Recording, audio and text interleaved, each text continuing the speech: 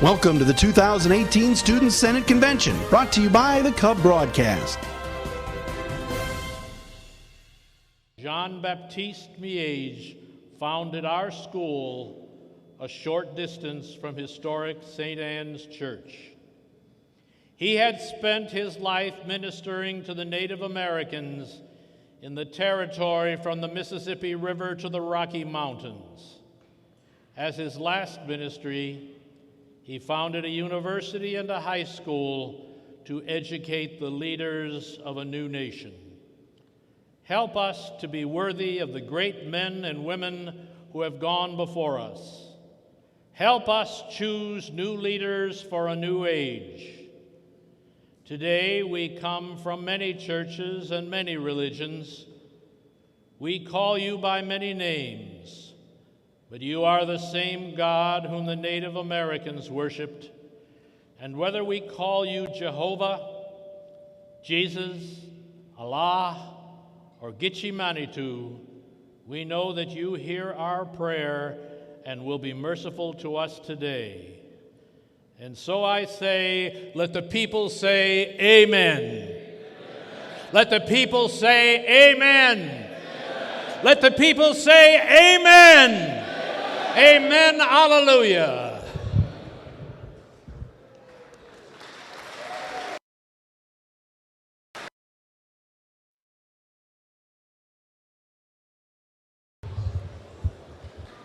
Father Peppard, thank you for making the trip from Columbiere to open this convention with prayer. It is good to see you again.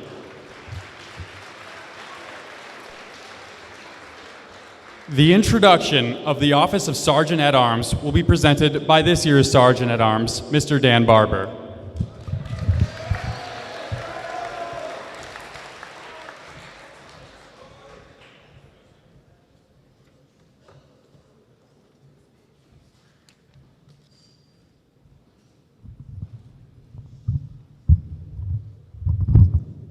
Thank you, Cubs. I gotta say, it feels great being back here with everybody as a Cub and as a Student Senate officer for one of the last times. Not too long ago, you were all gathered here in the gym for the Student Senate debates, where you heard from these 10 candidates for the first time. Now, the officers and I weren't there because we were at the alumni senior luncheon instead, and that was a nice lunch. The senior class got to spend the afternoon at the Detroit Athletic Club. We got to hang out with some alumni and act like we're cool. One of the highlights of the day was listening to a speech by the alumnus of the year, Mr. Tim Dinan, from the class of 1983. After Tim Dinan graduated, he did some great work with volunteering and fundraising for some construction projects at U of D. When I heard him speak, I knew his name sounded familiar, but I couldn't place where I heard of him before. It wasn't until I approached him after lunch that I figured it out. Tim Dinan was the Student Senate Sergeant at Arms when he was a senior. And every morning, I walk past his name and his photo in a newspaper clipping from the Cub News that hangs on the wall of the Student Senate office. It's this great Student Senate tradition that never fails to amaze me. I stand at the end of a line that's literally gone back for generations. And now, Jonas and Brendan, it's your turn to step up, take on the gavel, and carry this tradition into the future. Sergeant at Arms. It's not very easy doing a job that very few people understand, let alone know how to spell correctly. Whether ensuring the procedures of the Constitution are followed at Senate meetings, or supervising the setup and the cleanup of events, or managing attendance in the judiciary, it's ultimately up to you to make sure that everyone is doing their job. It's about keeping order in every sense of the word. I've had a great time serving this position. It's been one of the most rewarding experiences of my life. In the easy times and in the hard times, I'm very grateful for the memories I've made as Sergeant at Arms. Like sitting on the floor of the Student Senate office until after 6:30 at night, trying to fit together a budget. Like cleaning false eyelashes out of the girls' bathroom after icebreaker. flipping through my copy of the Constitution until the pages fell out of the binder, playing disc golf and going feather bowling with these guys, Jack, Sean, Ryan, Sean, and Ben, my fellow officers. They've been with me through it all, and they've become some of my favorite people. Love you guys. Thank you.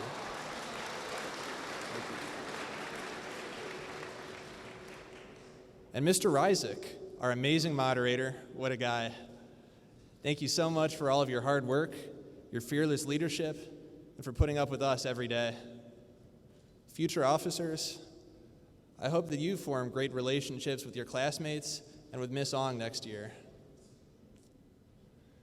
Being Sergeant at Arms is truly an incredible experience, though not an easy one.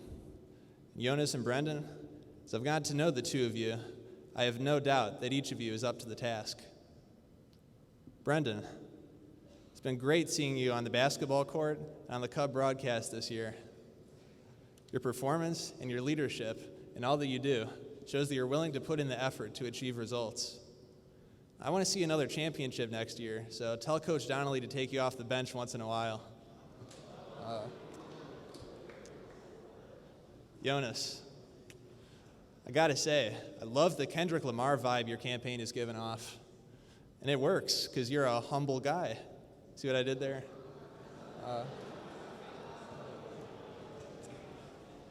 But for real, I'm impressed by the dedication and the preparedness that you bring to this election. Undoubtedly, those same qualities led you to success in lacrosse, in wrestling, and in Inscape. To the two of you, I wish the best of luck this afternoon and next year.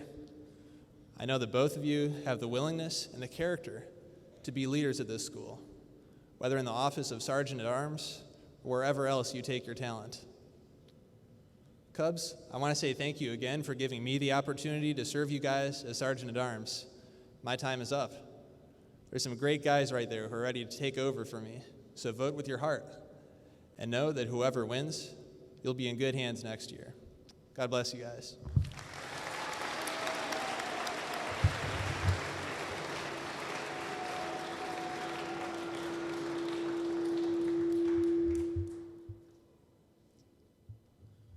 We are now ready for our candidates for the office of Sergeant at Arms. Now speaking on behalf of Jonas Padilla, Mr. Sean Richard.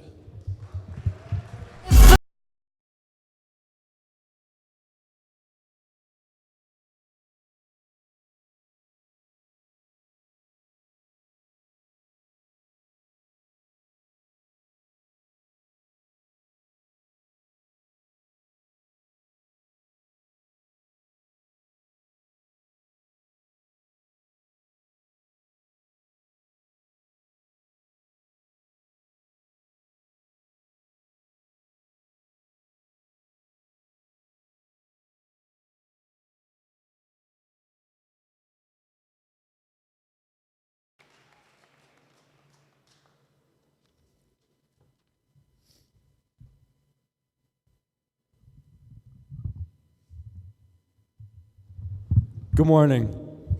I'd like to start this speech by thanking all of you for the tremendous support #JonasForSarge has received over the past few months. Without all of you, I would not be on this stage speaking about Jonas Mark Padilla. Jonas and I go as far back as, what's up, Mr. Charbonneau? How you doing? But really, since the first day of lacrosse freshman year, we had an immediate friendship. We hung out every single weekend for 2 straight months, and soon after we were taking family road trips, going up north, and he eventually joined the same club lacrosse team as me. Throughout all this, I learned a lot about Jonas, specifically his dedication to any activity he does. You often hear professional athletes saying, while you're at home, someone else is out there getting better than you. Well, Jonas is that young man who's out there getting better when no one else is watching. Jonas not only goes the extra mile in his athletics, may I add, who is a varsity wrestling captain and will be a 3-year varsity lacrosse player, but also in his schoolwork and his admirable school spirit. Out of the 3 years Jonas and I have been on the same lacrosse team, he's never missed a game or a practice except due to injury. His leadership role on the wrestling team is second to none. He makes sure that everyone's at practice on time, and if they're not, he's there to pick them up or give them a ride. Jonas has received the first honors award 5 of his past semesters at U of D and is on track to receive it this semester with a 3.71.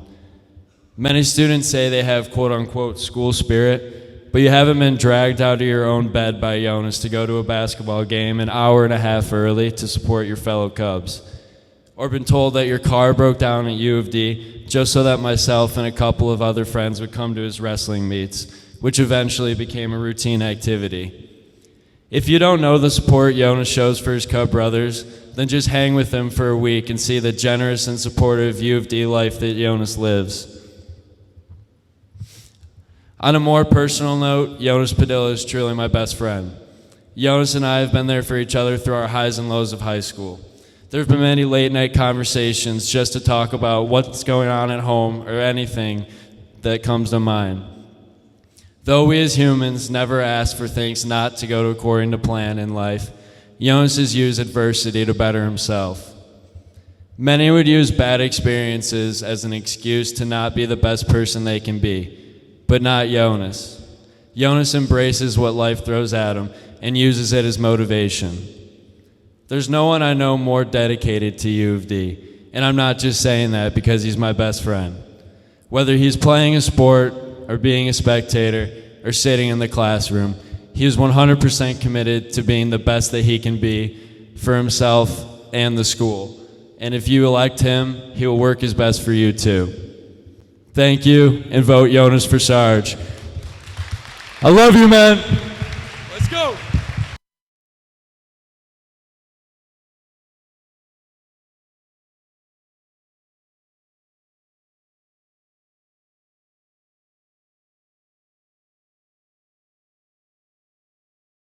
And now, speaking on behalf of Brendan Shabath, Mr. Ibo Kareem.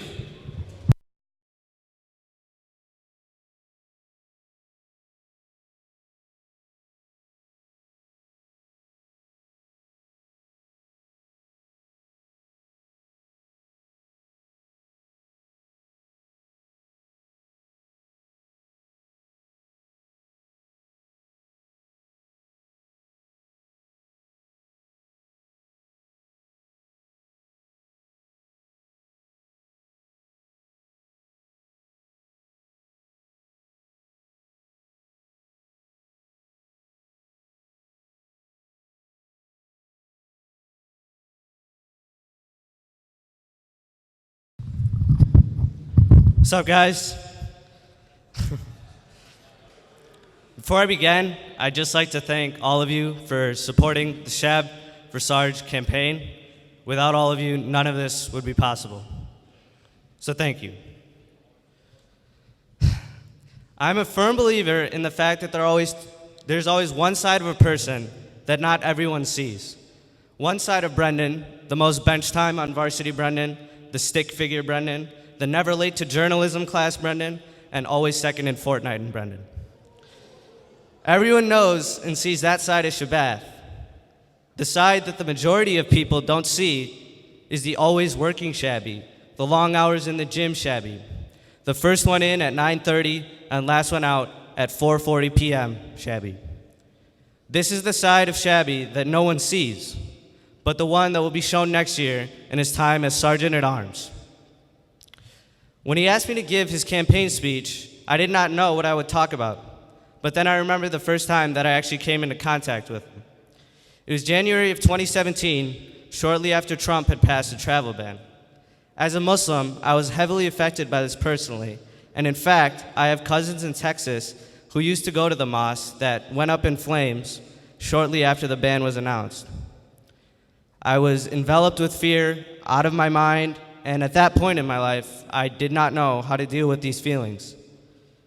Mr. Derry set up a focus group in the chapel after school one day, for anyone that wanted to attend and discuss the ban. After the focus group had ended, Brendan understood how much this had affected me and approached me personally. He helped me get my mind straight and out of a dark place that no one should ever be at. This kind of reaching out is exactly what a good candidate should be like, looking out for their fellow Cubs during their times of need. And I'm glad to say that over that time, I've returned the favor by carrying him to the majority of his Fortnite wins that he brags about. I taught him literally everything he knows. Just recently, he started live streaming his games because I think he guessed he's good or something. So, of course, I had to tune in. First of all, this guy's internet is god-awful. I could barely even comprehend what I was seeing because it was so laggy and choppy. Anyways, when you're watching, you can look in the corner and see how many other people are watching. It's at 2. So me and another person. And this guy's literally talking to the stream and narrating his game like 500 people are watching. Like, dude, it's not that deep. Shab's campaign has been saturated with Fortnite talk, and although I love the game as much as the next guy, it's like, dude, we get it. No matter how lame this guy seems, the fact of the matter is he's clearly a great, hardworking person. When Chab wants to get something done, he does just that. He's provided tremendous ideas and even better reasons as to why you should support his proposals to the school. The thing about grades, though, why are you proposing that? I mean, you of all people are not going to get above a 95 in any of your classes, so just suck it up and take the exams like everyone else. Now, I can sit up here and continue roasting Shabath, or I could blab on about his ideas and what they entail and why they're the best plan for the school going forward, but I won't. What I will tell you is that I can absolutely 100% guarantee Shabby is the best choice for Sarge. He will work his tail off day in and day out for you guys. Some of you probably don't understand how much time and effort he's put into this campaign. He told me that since the primary race, due to basketball and this campaign, he hasn't gotten to bed before 12 once. When he tweeted out that he was the first in the building for the banner work day at 9:30, he was there before any other candidate. Shabby wants this position more than anything else, but he doesn't want it so he can have the position and just be able to say he's the sergeant at our school. He wants it for you, he wants it for this school, and he wants it for us. Let's get this thing done and vote Shab for Sarge.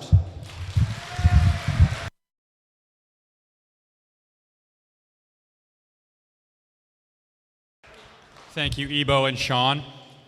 The introduction of the Office of Treasurer will be presented by this year's Treasurer, Mr. Ben Godfrey.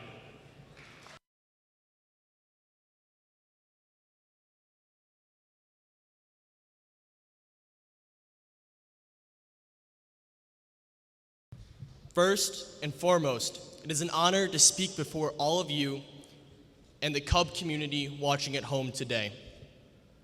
I want to thank my fellow officers, Mr. Ryzik, and the administration for making my year memorable. I am very humbled to have served as your treasurer. I would also like to thank all of the parents for your continued support. This past year, I learned a lot about the spirit of the school. I learned that as a community, we can do amazing things. For example, as a student body, we raised a record-breaking amount for the Pledge Detroit campaign.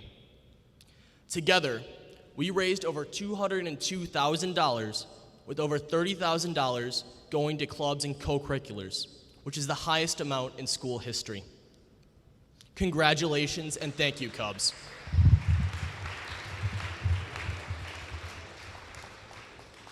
We also tried out some new events this year. Some of them worked, while others didn't, but at least we tried. Throughout the year, we all learned that you can't always get what you want. My fellow officers and I have listened to students throughout the year and crafted unique and innovative proposals to make the school better. What you guys may not know is that the process to change school life is broken. At times, we submitted proposals and heard no response from administration. Other proposals were rejected without conversation. This year, we weren't able to fix this issue. In my heart, I believe administration and the student body share many of the same goals, one of which is to help make this school the best it can be. I implore the future Senate officers to come together with administration early on to commit to a partnership with the goal of moving forward to get on the right path. We have some great candidates up there, and we will be in great hands. I encourage all of you gathered today to continue to share ideas and fight for change. Thank you for trusting me to handle your Senate finances, and I'll cherish these memories forever. God bless, and go Cubs.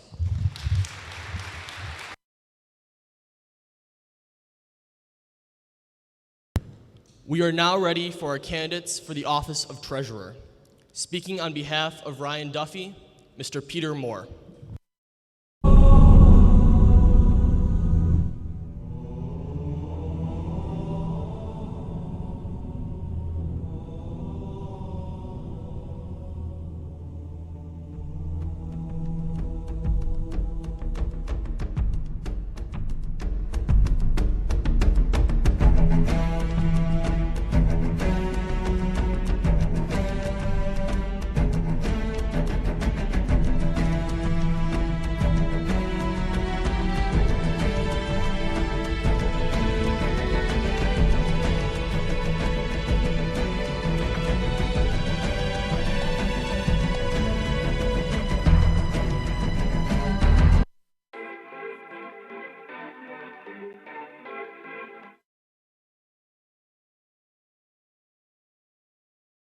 Good morning, Cubs. My name is Peter Moore, and I'm here to talk about why my good friend Ryan Duffy deserves to be your next Student Senate Treasurer. Before I begin, I'd just like to thank everyone that helped to support the campaign. Every bit of help we received made the process go very smoothly, and along the way I realized just how tight-knit of a brotherhood this is. Seeing so many come out to support their brothers in anything from the Senate debates to the poster party was really exciting and honestly very motivating. Let me take you back to my freshman year, first period, when Ryan Duffy and I shared Mr. Minor's world history class. Ryan was very quick to get to know everyone and made it a point to introduce himself to the class. At first, I was somewhat taken aback by his outgoing nature, but as the first few weeks went by, I realized that he was genuine. Because Ryan was not the first Duffy to grace the high, he was very comfortable in the new school and spent much of his time getting to know some of the new students at U of D. When I was new to the school, Ryan helped make the transition smoother and even enjoyable. He did this not just for me, but for several others who were just starting at the high. Because Ryan was on the freshman football team, he developed a relationship with Mr. Minor.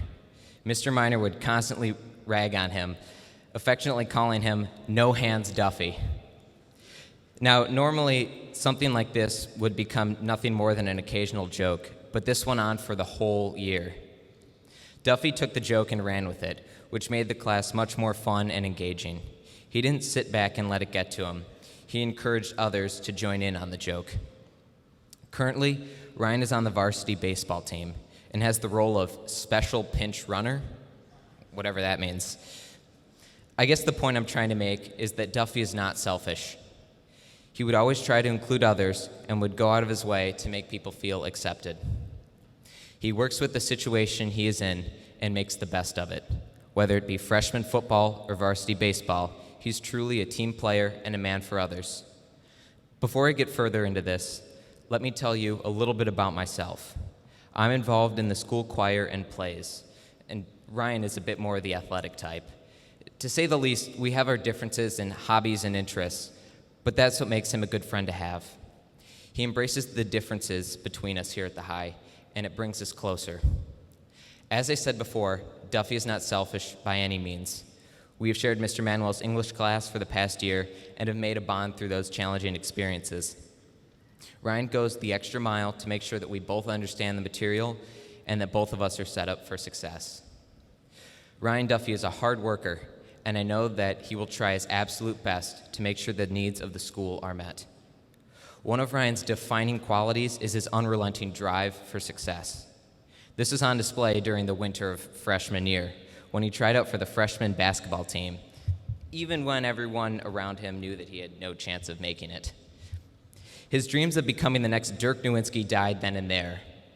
But I digress. Ryan's willingness to try new things, even things that are unlikely, is honorable. Duffy would serve next year's Senate very well. He's someone who's not afraid to take risks, and that's a valuable asset to have. I know that if elected, Ryan's worth ethic and pursuit to do more will lead to a successful 2018-2019 school year. I can truthfully say that I do not know one person that dislikes Ryan or has not had a positive encounter with him. I think that my experience with Ryan shows that he does not care how different you are.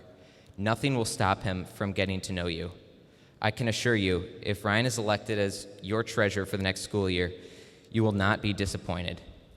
I promise that Ryan will make sure to fulfill all your expectations. Duffy for treasurer.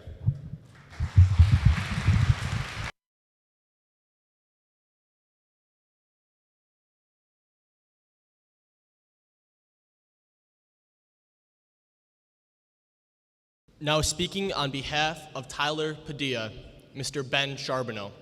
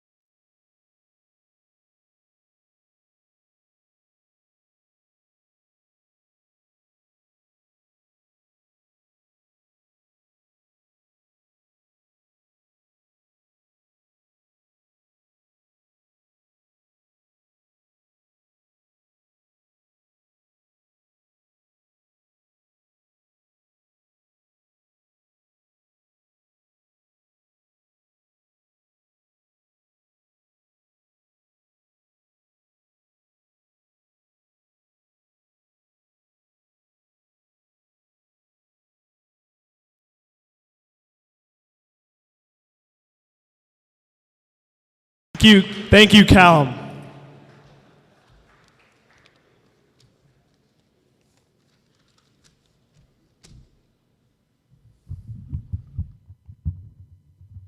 What up, Cubs?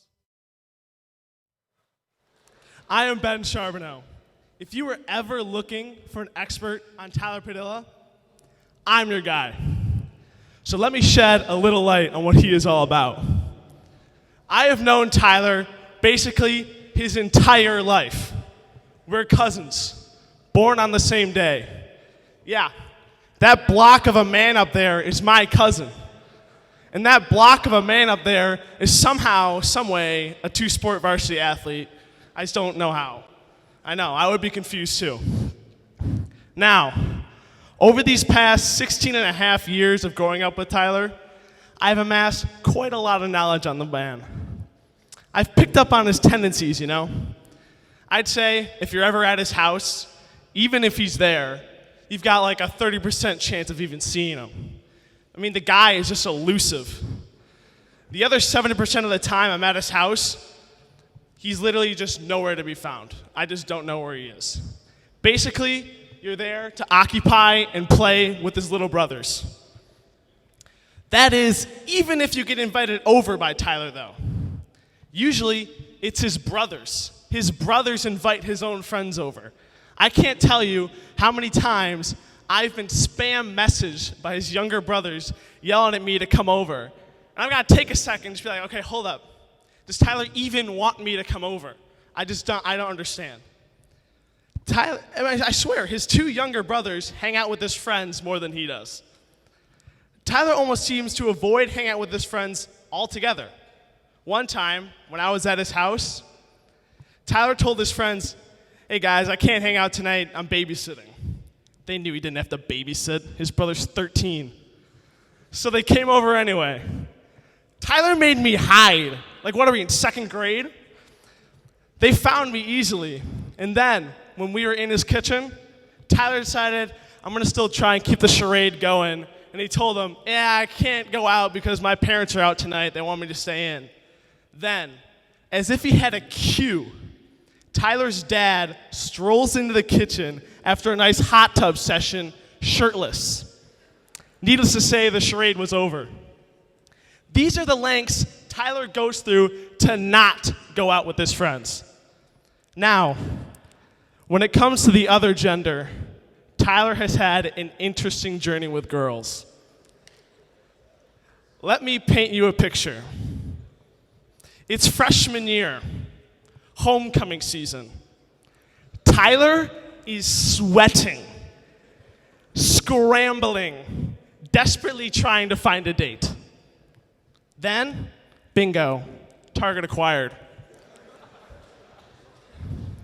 Tyler decides to ask a girl from his swim team. Solid choice, I would say. Until Tyler made a fatal error in his calculations. Tyler asked his date over Instagram DM. Instagram DM. I don't even understand. Probably one of the worst decisions of his entire life, and he would attest. It became even worse when after the girl said yes, she texted him, "Where are my flowers?" Tyler began to panic. To his credit, though, he mustered up the courage to go over to her house and ask her in person. But still, he DM'd her. Quite the unique approach for the most interesting man in the world. However, here is what you don't know. Tyler Padilla is a phenomenal man, cousin, friend, brother, and hopefully your treasurer. Being by his side all of my life has made me realize a lot about him. He's funny, quick-witted, extremely intelligent, courageous, and a fearless leader. I know for a fact he can work wonders. Just look at him. Just look at him. That guy can swim a 23-second 50 freestyle. It doesn't even make sense. I don't understand. In all seriousness, though, as I said, Tyler is one of a kind. I have truly never met anyone like him. He puts others before himself and always puts forth his best effort. Most importantly, he has never left my side all these years that I've known him. In life, you can't choose your family, but you can choose your friends. Through all the annoying pranks and gimmicks that I pull on him, Tyler has not only just been my cousin, but an unbelievably amazing friend. He is someone I can truly rely on, always and forever. I know he can and will be the same for you as your treasurer. I can promise fun times, laughs, and a whole lot of progress with him as a part of the Senate. So maybe the world's most interesting man is an appropriate phrase to describe Tyler. Lastly, in the words of Sir Isaac Newton, if we are to see farther and clearer, we need to stand on the shoulders of a giant. That giant is Tyler Padilla. So, Cubs, I implore you to vote Ty for Trez today. Thank you.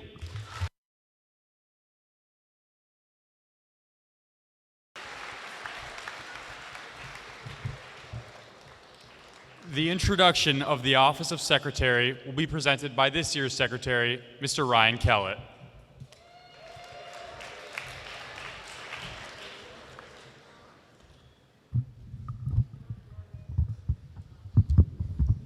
Good morning. Thank you all for being here today. The Student Senate Convention is one of the most storied traditions at the High and one of my all-time favorites.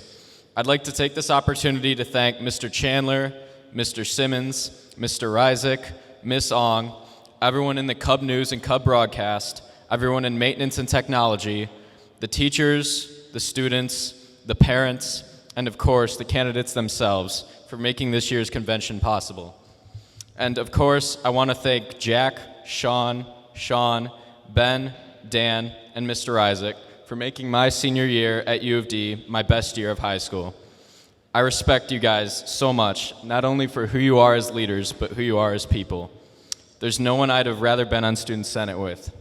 Serving on Student Senate was, without a doubt, my favorite U of D experience over the last 4 years. It was one of the most challenging but rewarding, positions I have held. But through all of the highs and the lows of the year, it was one of my greatest achievements to be able to serve you all as co-secretary. Sean and I were super excited to share the secretary position this year. I really believe our ability to complement and work well with each other really helped us as a whole throughout the year. And if there's any advice I would give to next year's Student Senate, it would be to do just that. This is not a one-man job. If you all make it a goal next year to put aside any egos, individual agendas, hard feelings, or petty rivalries, I promise you will find it easy to work together towards giving the students a great school year next year. You all got to this point because your classmates saw the ability to lead in all of you. Continue to lead by example and be a role model for others. And the results of today do not and should not be a message to the 10 of you to stop leading or pack it in or put it in cruise control next year. To Sam and Drew, it's been a pleasure getting to know you both over the last 2 or 3 years. You are both great guys who will do amazing things next year. Whether it was Sam tackling another runner as he crossed the finish line at a cross-country race, or Drew getting sassy with the judge in mock trial, you will both do whatever it takes to win, and I can respect that. I'm going to miss you guys next year.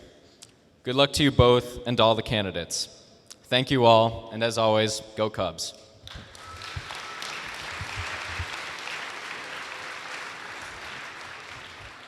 We are now ready for our candidates for the office of Secretary. Speaking on behalf of Drew Basile, Mr. Sean Stoles.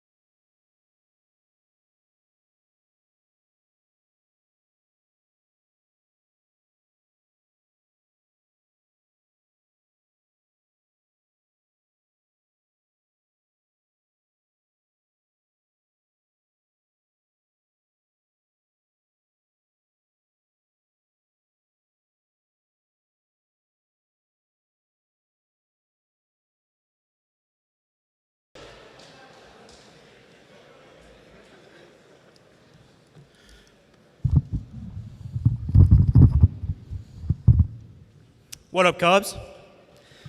Hey, my name is Sean Stoltz, and I'm here to tell you today why I think you should elect Drew Basile as your next Student Senate Secretary. You might look at this 8-foot-tall giraffe, this Napoleon Dynamite lookalike, and say, why should I Basile the deal? For a moment, let's go back to the day I first met Drew, 8th grade orientation. Now, if you know anything about me or Drew, then you'll be surprised to know that I met Drew in the school gym. And naturally, the first conversation we ever had was about Quiz Bowl.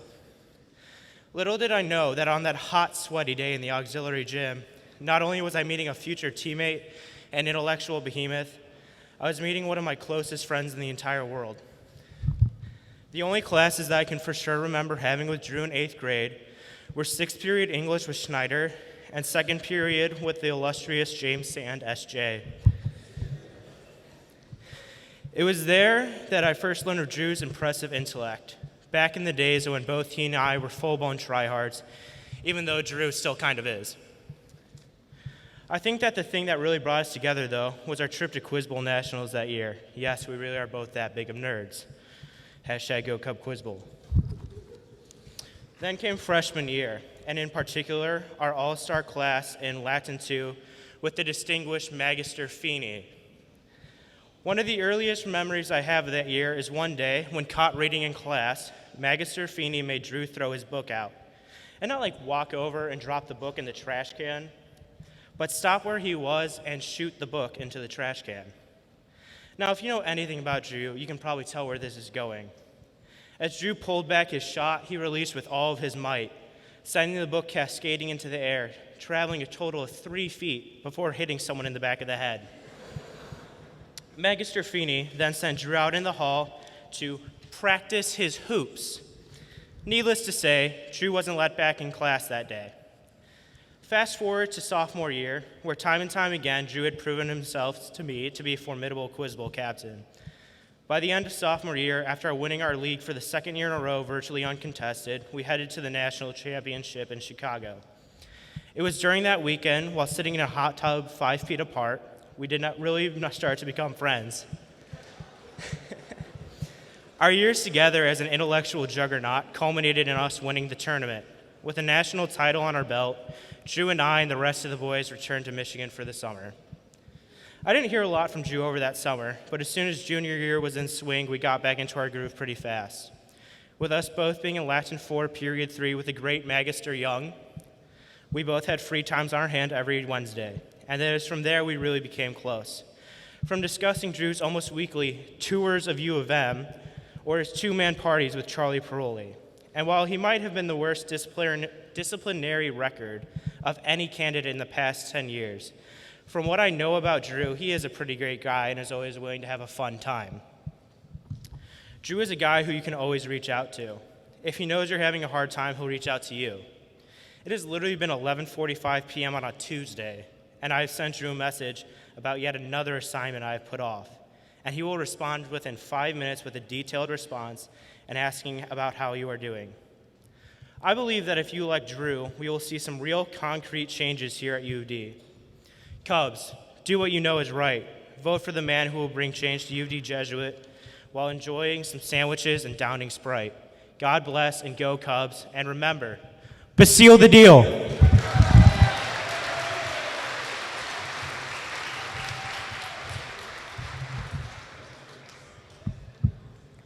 And now, speaking on behalf of Sam DeVoot, Mr. Ryan Moore.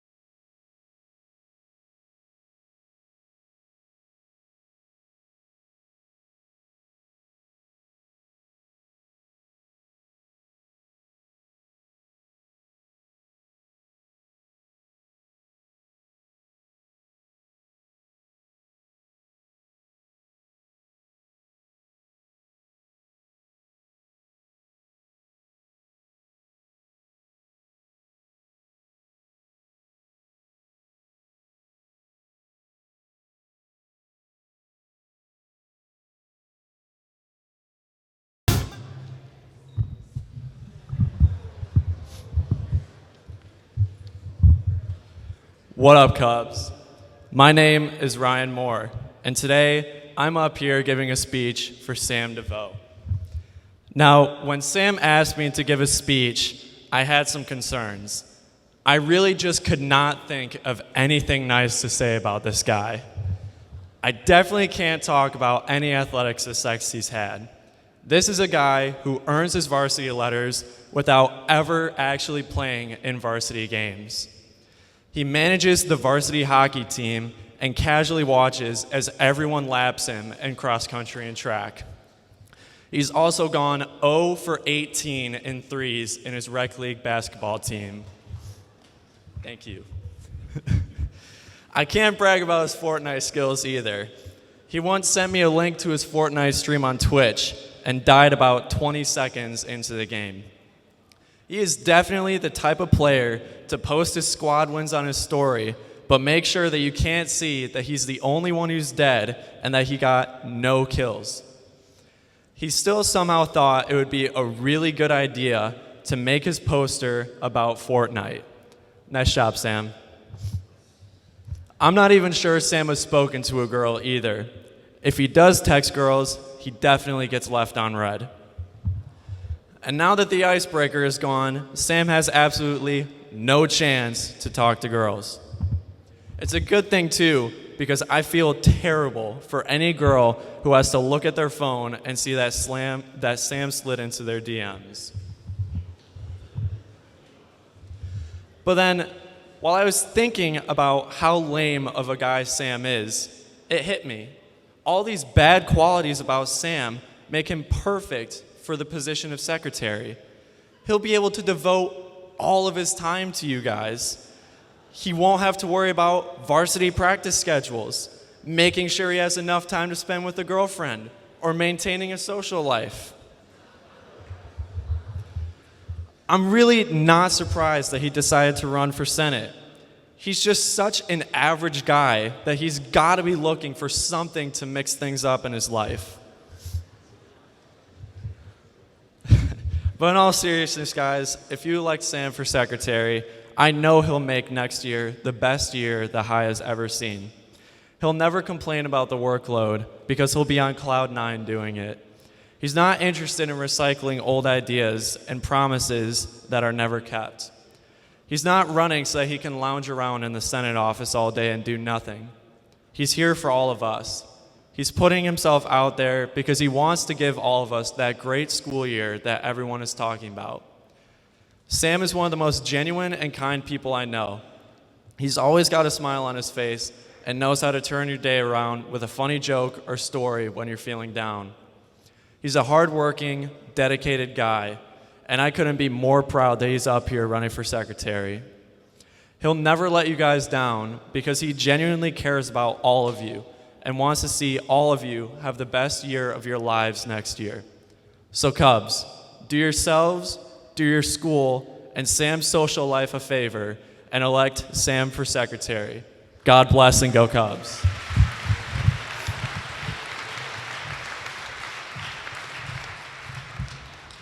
The introduction of the office of Vice President will be presented by this year's Vice President, Mr. Sean Butler.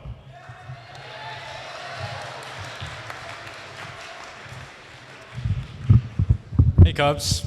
So you guys look a little bit tired, so I'm going to tell a joke. What is the difference between a hippo and a Zippo? A Zippo is a little lighter.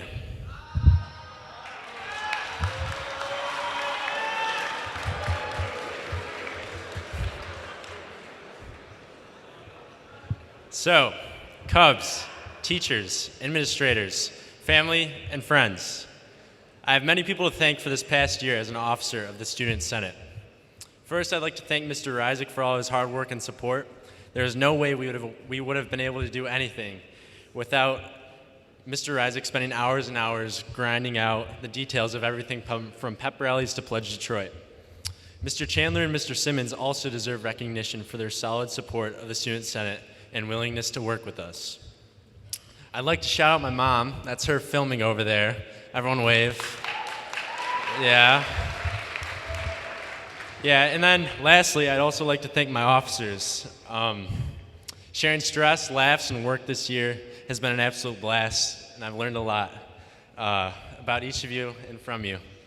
And lastly, I want to thank all of you guys, my friends, the students. Obviously, this year had its ups and downs, and we may have wanted to get a little bit more done, but this was a very successful year. The car smash, fill the bowl, re-energized committees, a record-breaking Pledge Detroit, and more are all material signs of a great year. On a much deeper level, being your vice president has taught me many more lessons about success, and I want to share that lesson with you. Attending the High is an absolute privilege. Papers, tests, quizzes, reading assignments, long days, and unpopular rules, and much more make U of D seem unmanageable and not even worth it at times. We often forget how lucky we are to go here. This school gives us countless opportunities to be successful through the traditional clubs, sports, classes, and activities. But there's a kind of success that far exceeds the usual measure of accomplishment. This school teaches us how to love, how to view the world, and how to be good people. Appreciate this place for what it is. When we say it is the best high school in the state, it goes far beyond those grades, co-curriculars, and college acceptances. To give you some advice, work hard, cultivate friendships, expand upon your passions, give of yourself, clean your table in the cafeteria, don't procrastinate, join a club, grind, take risks, and have fun. You make U of D the amazing place that it is. Take advantage of the opportunities you've been given.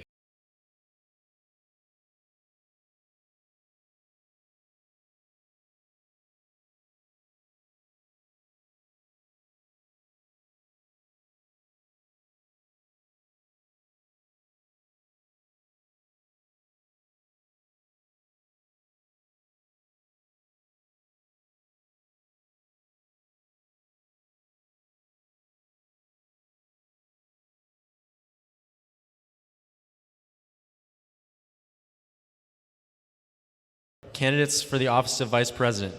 Speaking on behalf of Timo Lenhard, Mr. Peter Locke.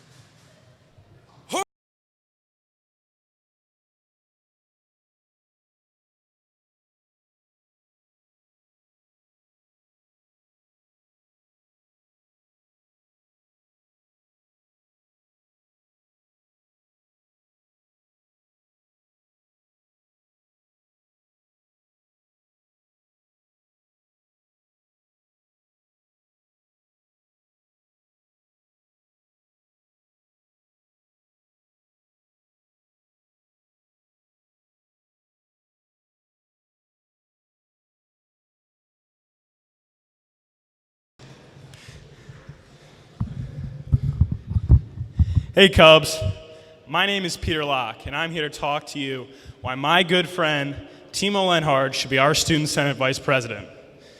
There are many ways to describe Timothy Lenhard II.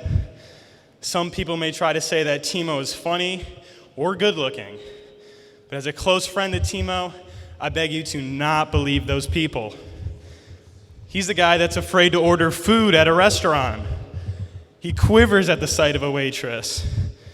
Don't ask me why, that's just how the kid is. And for Timo's sake, I'd rather not comment on his looks or his love life. Despite his various social flaws, I know for a fact that Timo will make a great vice president for our school. As a Jesuit school, it's important for us to go back to our roots. It's great that we embrace our traditions. In Mr. Ren Page's Ignatian Leadership class last week, we're learning about how the Jesuits elect the Superior General. As we all should know, the Superior General is the leader and face of the Society of Jesus. Much like the Jesuits do, we are choosing the leaders and faces of our school today. St. Ignatius outlined that the Jesuits have 3 distinct traits of a leader. And when I read about the traits of a Jesuit leader that St. Ignatius wrote, I couldn't help but think of my friend, Timothy Lenhard. The first trait is, he ought to be one of those who are most outstanding in every virtue, most deserving in the society, and known as such for considerable time. I've known Timo since we were little. I first became acquainted with Timo in Little League. Now, Timo was on by far the worst team in the league. Every time we played them, it was just a bloodbath. I even felt bad at some points during the game. But the one thing that always stood out to me was this 4'0" blonde kid that was always having a great time. He was always cheering on his teammates and always said, "Great game, man," in the handshake line. This is how I first got to know Timo, and he hasn't changed at all. Every day, he's the guy that walks into school with a smile from ear to ear. He loves this school and representing this place. He holds the highest virtue for this school, and he has for his whole time here at UAD. The second trait is as follows. There should be no lack of probity or love for the society. But when the word love is used, it really means love for the reality of the institution. That means that they love the high points and the deficiencies of the institution. This is the whole reason why Timo's running to be our vice president. Timo genuinely loves this school. He's been around it his entire life. He grew up knowing that one day he was going to be a Cub. And once he got here, he realized that he can do things to make this place better. Timo embraces every aspect of the school. He wants to make the good things better and help get rid of some of the faults of the school. Timo's not doing this for himself. He's doing this because of his love for the school and his fellow students. The third trait is, nor should he lack good judgment accompanied by sound learning. As we all are well aware, we get an outstanding education at U of D. But Timo takes our education to another level. He strives for more when it comes to school. For more when it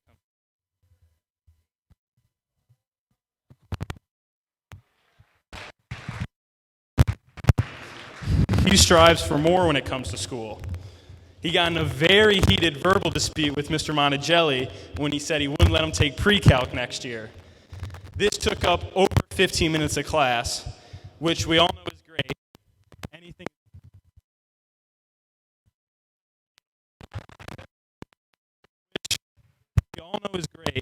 Anything is better than math class. But I just kept thinking to myself, come on, Tim, analytical math sounds pretty good next year. You think this kid would just want to slack off as a senior just like the rest of us.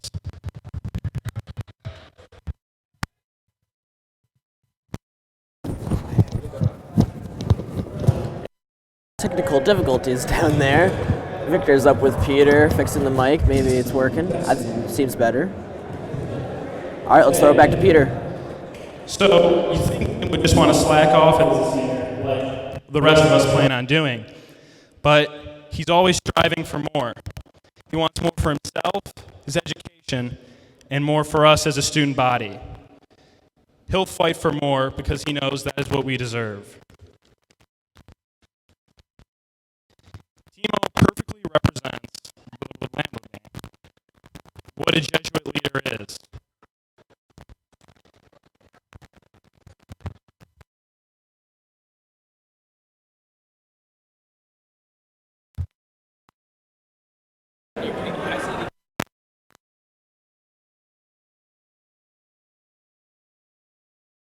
So it appears Peter Locke is continuing to have technical difficulties with the microphone down there. For the time being, it seems he's going to say it verbally, but because of that, we do not have a microphone, so our broadcast cannot actually pick up his sound. So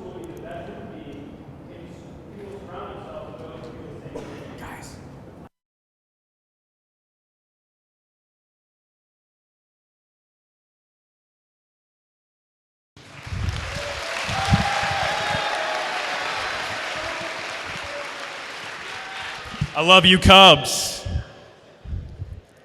He was made for this position. Thank you for your time, Cubs. God bless, and vote Timo for vice president.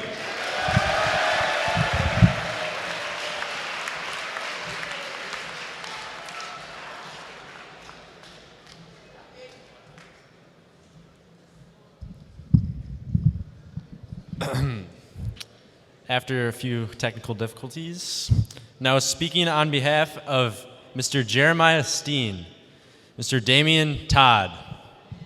They try to harm me. I know you'll probably be hating. Just cause I'm rich and I'm famous. Honestly, it's entertaining. So you won't see me complaining. Put up a style on them and it's like. Put up a style on them and it's like. Put up a style on them and it's like. Put up a style on them and it's like. Put up a style on them and it's like. Check out my new red Ferrari. When I pull up in that Rari. But you cannot stop me. They tell me that I'm conceited. Can see why I'm cocky. Swear they gon' get me in trouble. All these women around me. I need money on the double. And the chick don't arouse me. The Ferrari got way too much muscle. I can stop with you later. Making it rain, watch it thunder like rust.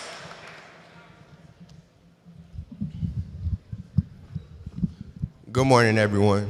Today I'll be speaking on behalf of my guy, Jeremiah Steen.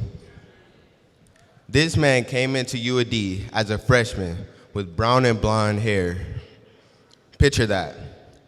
But that wasn't the worst thing that he did to himself freshman year. He had a quick trial and error with the football team because he couldn't catch a football.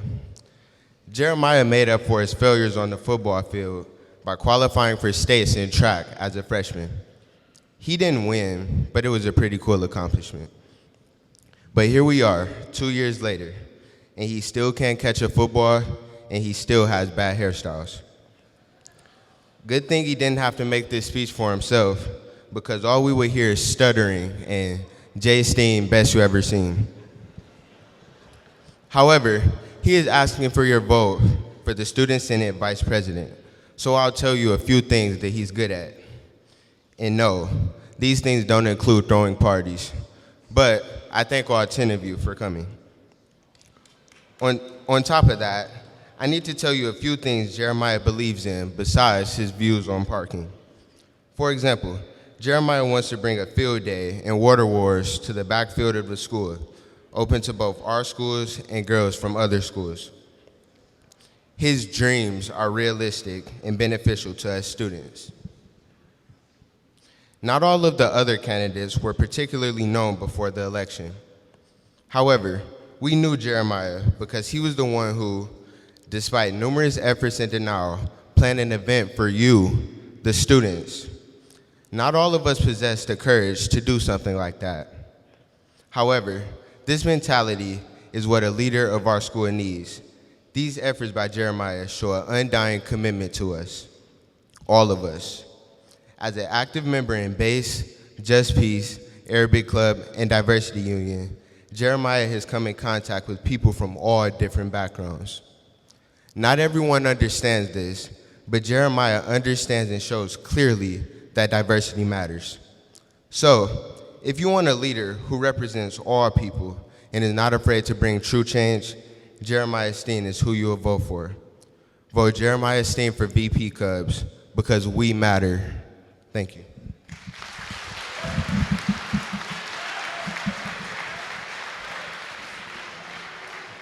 The introduction of the office of president will be presented by this year's president, Mr. Jack Plaucha.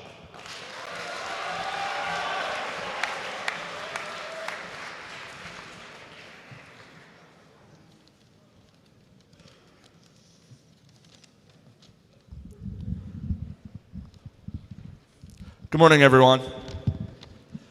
I would like to first thank the student body for making this year one of the best I've ever had here at U of D.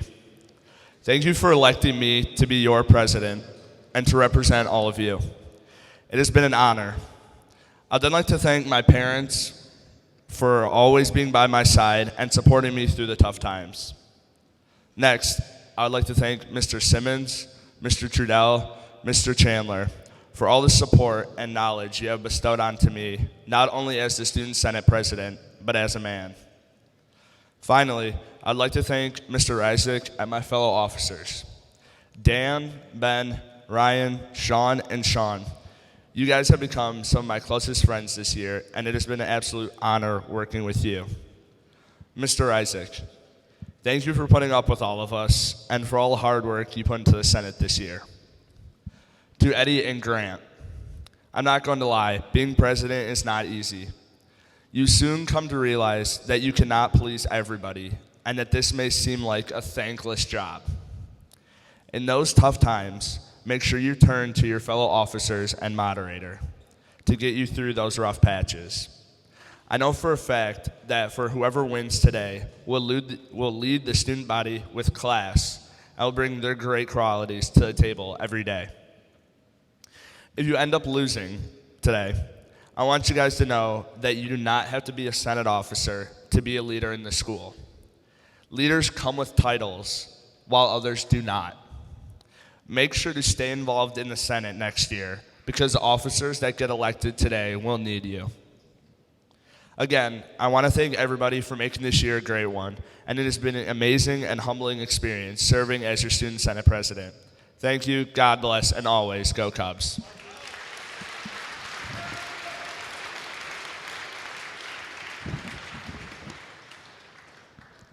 We are now ready for candidates for the office of president. Speaking on behalf of Grant Fogel, Mr. Billy Zimmer.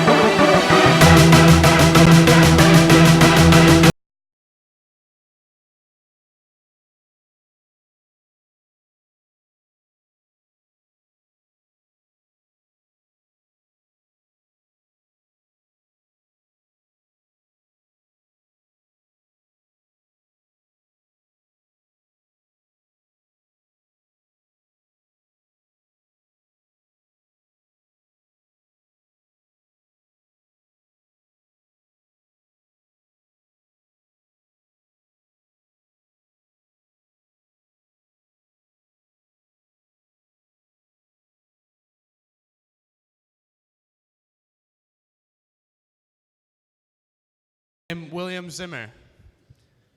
During my time here at U of D, I've learned a lot from Grant. I've learned how to deal with parents, turn in late homework, and most importantly, how to throw a mean left hook.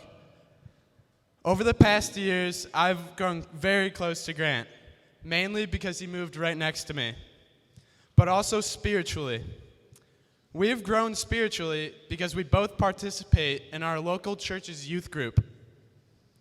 I didn't choose to be friends with Grant, but it was the best option geographically speaking. I took notice of Grant freshman year when we were placed in the same theology class. Grant and I did not get along at all in this class. I viewed him as the kid that thought he was better than everyone because he was tall. One day, I heard a funny story and decided, hey, why not tell Grant about it? But of course, the hotshot tall kid took it the wrong way and decided to sock me in my face in the middle of class. Grant and I love to listen to music. On our carpool to school, my favorite songs are ones about Grant. In fact, he has more diss tracks against him than he has minutes played in his whole lacrosse career. Shout out Steven. Luckily, though, he doesn't look as bad on the sidelines as he does on any other weekend. I drive Grant home from school, too, and he is always nowhere to be found when I am trying to leave. But then I remember, I can spot Grant a mile away by his after-school attire. Flooding sweatpants, a gray U of D t-shirt, and a yellow New Balance jacket, shining through and burning your eyes. That also looks like it has never been washed. So far, Grant's fashion choices have allowed him to get his heart broken sophomore year by Julia, let's just say a girl. Grant is also a great team player. On the lacrosse team, he is the kid that will chirp the other team from the sidelines and try to get in their head. I hear some of his chirps from the field, and they are top quality. Some of his best chirps are, does coach know you're out here 2'6"? And you're a fish, 32. This is coming from the kid who has maybe played in one game. Grant, most importantly, has many leadership qualities. He leads even when no one asks him to. For example, in the summer, I tend to sleep in till about 1, and Fogel would always wake me up at 10 and just come over to my house and wake me up to go fishing. Kid got on my nerves during the summer, but I know he was doing it for my own good. Jokes aside, Grant is fully prepared for all that entails with being president. He is willing to put in the time and effort needed to truly create an atmosphere of positivity throughout the school.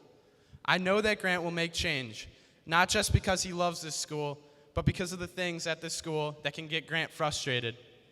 Change will be brought to this school because Grant is sick and tired of settling for the bare minimum. We weren't given much this past school year, and even more was taken away. Don't settle and vote Fogel for president.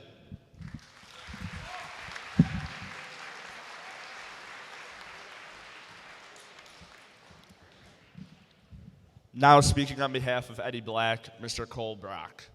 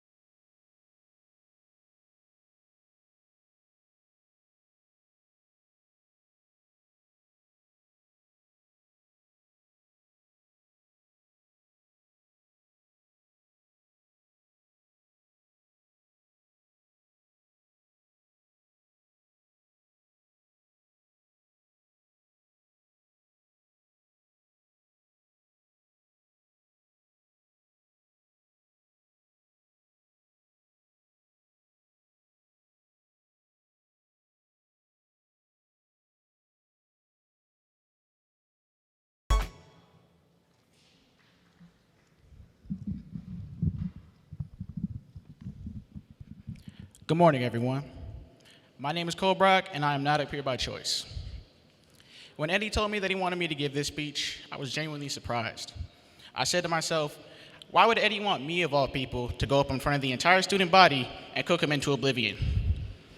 I wasn't sure at first, but I could tell it was what Eddie really wanted. Well, Mr. Black, here's what you wanted. Welcome to your tape. Let me begin by saying that the main reason I've decided to acquaint myself with Eddie is because he seemed like a cool dude. Being a bright-eyed freshman, I saw Eddie and assumed he was a kind, intelligent, and conscious person. I've been disappointed to see that only one of those traits has panned out. Dude is the biggest cornball in U of D Jesuit history. Let me say that again. Dude is the corniest cornball in U of D Jesuit history. He has an unhealthy attachment to turtles for seemingly no reason. He dresses like he's trapped in a relationship he stopped caring about 10 years ago. If there were a word to define the opposite of swag, it would most definitely be Edmund. Oh, and don't forget that his name is Edmund Black III. I don't know about you guys, but to me that just makes him sound like Shakespeare's illegitimate cousin. To those of you who have seen him run, I feel sorry for you.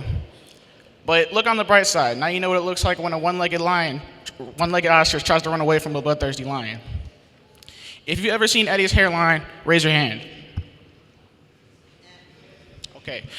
If you just raised your hand, you're lying to yourself. Eddie is very eccentric, if you will, and by eccentric, I mean he stays bulling. On the back of his varsity jacket, he has a runner hurdling a set of drums, which is something I didn't even know was possible. I often find myself questioning his crazy antics and keeping him from committing social suicide. I once heard that friendship was a two-way street. If that's the case, someone needs to repaint the lanes because Eddie has clearly overstepped his bounds. He may help me out with a lot of different things, but too often do I find myself needing to remind him what to do and who to do it for.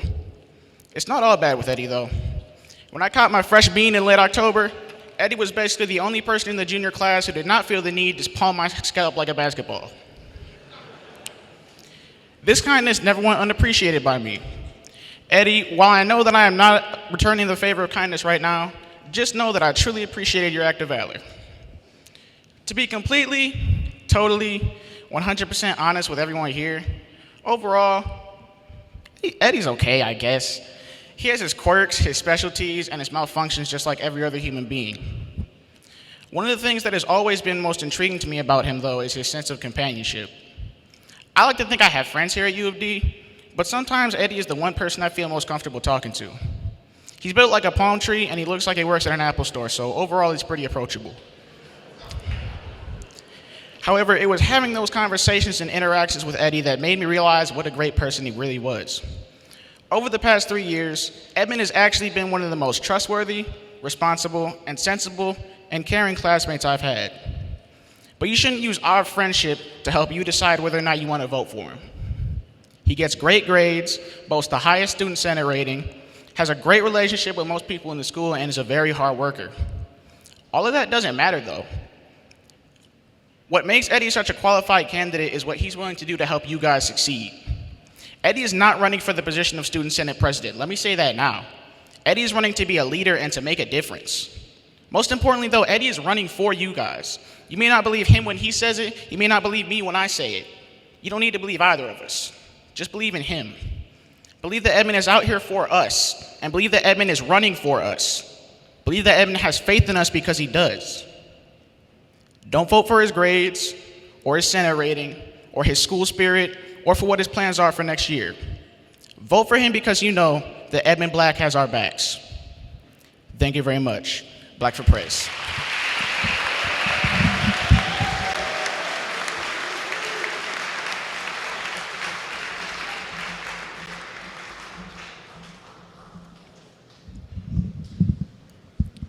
Thank you to everyone who spoke on behalf of the candidates. You all did great. We will now begin the voting procedure. Please listen carefully. Senators, do not come to pick up your homeroom's envelope until I tell you to do so. The candidate names and numbers are listed on a yellow sheet of paper that will be handed out. You may only vote for one candidate in each race, not both. If you choose not to vote for one of the offices, mark the abstain option on your Scantron ballot. You will receive your ballot from your senator, and you will return your ballot. Candidates all have to run a campaign for months, and part of that campaign are the giant hand-painted banners I hang in the Commons. We have images of these banners here to show you all at home. First up, we have Jonas Padilla's banner.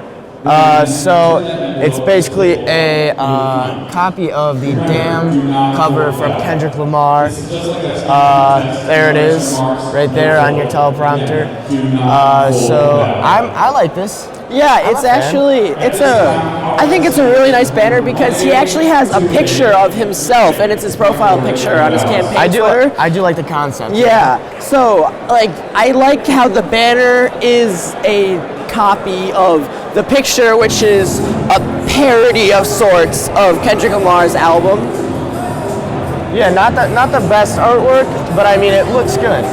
It definitely looks good. So we're gonna move on to Shabbat's poster now.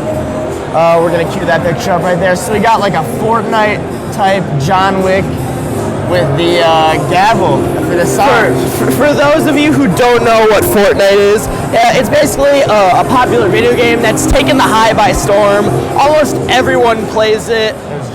It's very popular online, and Shabby is an avid player. He did like to promote that and make jokes at it. It certainly has become a device that the candidates use this year. There are many posters around the school that are Fortnite themed. Also, for those of you who don't know, that also looks a lot like the Scarface poster from the original movie back in, I think, the 80s. Something like that. But yeah, it's a pretty good copy of that. You indeed are correct. Yeah. And the contrasting black and white is a very pleasing aesthetic. Yeah, I gotta say I'm gonna take Shabbat's poster over Jonas's. I would agree with that. All right, we're gonna move on to Treasurer. We got Tyler Padilla up. Let's look at his poster. Padilla's poster has got him sort of as a Lego man almost, looking like a judge a little. Oh my gosh! So they got the money. The money signs the green. I'm not the biggest fan of this one, but it's straight to the point. Vote Tyler Padilla. Straight to the point. I'm not the biggest fan, but I can definitely get behind it. We're gonna move on to the next poster. All right. So the next one will be Duffy for Trez. Duffy for Trez. It's basically just Duffy inside a $100 bill. Money certainly seems to be a theme with the treasurer banners. Obviously, I can get behind that. I mean, neither of these posters are too appealing to me. If I'm gonna be real honest. Yeah. What about you? I think they're simple in a sense, and in that they're simple but effective. They're to the point. He gets the point across. They both got the money point, but I mean, they're just boring to me. I don't know. I've seen better. I see it behind that. I do like the color they used for the Duffy for Trez. That gold is very pleasing. Yeah, I do like that. I'm gonna take Duffy's poster over Tyler's. Moving on to secretary, we can start with Sam DeVos. It seems to be a nice little continuation of our Fortnite theme. Sam, he's kind of standing there. For those who don't know, that's the pose a character in Fortnite does when they win. And they got the nice little victory royale up at the top. I definitely gotta say this is the best poster out of these elections. The best done, at least. I think it was Josh Kim. Josh Kim graduated last year. For Sam, he graduated last year. Did an amazing job on this poster. He really did. The detail is there for sure. It's outstanding overall. But I gotta say this is by far the best poster. I can agree with that. I can get behind that. Yeah. All right, let's move on to Basile the Deal. See what he's got going on. So almost like a little James Bond feel. He's in a tux, got the shadow. I get that. The silver in the background. I like this one. It's aesthetically pleasing. It's really nice. You got a pleasing silver, and then the silhouette. It's very, very official, very clean looking, very slick. Yeah, very to the point. I'm definitely a fan of this one, but I definitely gotta take. I can definitely see what I gotta you're take. going with. I gotta take the boots over his. Yeah. Both of them are good, but I definitely gotta take the boots. All right, moving on. We're gonna go to Timo Leonard, VP. So he's got the Step Brothers mock-up. Yeah. It's him and the Cub. But I definitely like this one. It's a little lacking color. Yeah, what it lacks in color, it makes up in detail for sure. Oh, I agree. The picture, so those of you who are viewing the stream, the picture doesn't really capture all of it, but like looking at it across the gym right now, it really is detailed. I was there the day that they made all the banners, and watching someone sketch this out for hours, I can certainly appreciate the craftsmanship that went into that. Yeah, I agree, Logan. This definitely had to take a lot of work, a lot of skill put in this poster. I gotta say I'm a fan. I would have liked some color, but I mean, I still do like the concept. Let's move on to Jeremiah's. So, what many people don't, like Stephen Hahn pointed at this, he doesn't understand. I also don't know what is It's going on actually, I heard it's an ankh from Egyptian culture, and he's trying to play the fact that he believes that the Egyptians were primarily black, and so it's more of a statement about diversity in the student senate. So that's kind of the thing he was going for. I don't really understand that. I mean, I don't. The poster seems like it was just thrown together last minute. To be fair, I arrived only an hour after the banners had been started, and his was already finished. So, I mean, good job being efficient, but I mean, yeah, that's just. I feel like it's something you got to take your time on. It definitely speaks to him as a person. You know, he's very outspoken and supportive of diversity. Yeah, very eccentric too in that way. Yeah. You know, he's very involved here with Diversity Union, and he's very just, you know, he's a fan of diversity. Yeah, like very involved in diversity and stuff. But yeah, moving on to president candidates, we got Eddie Black III. His poster. That is a crispy poster. I may be a little biased because I.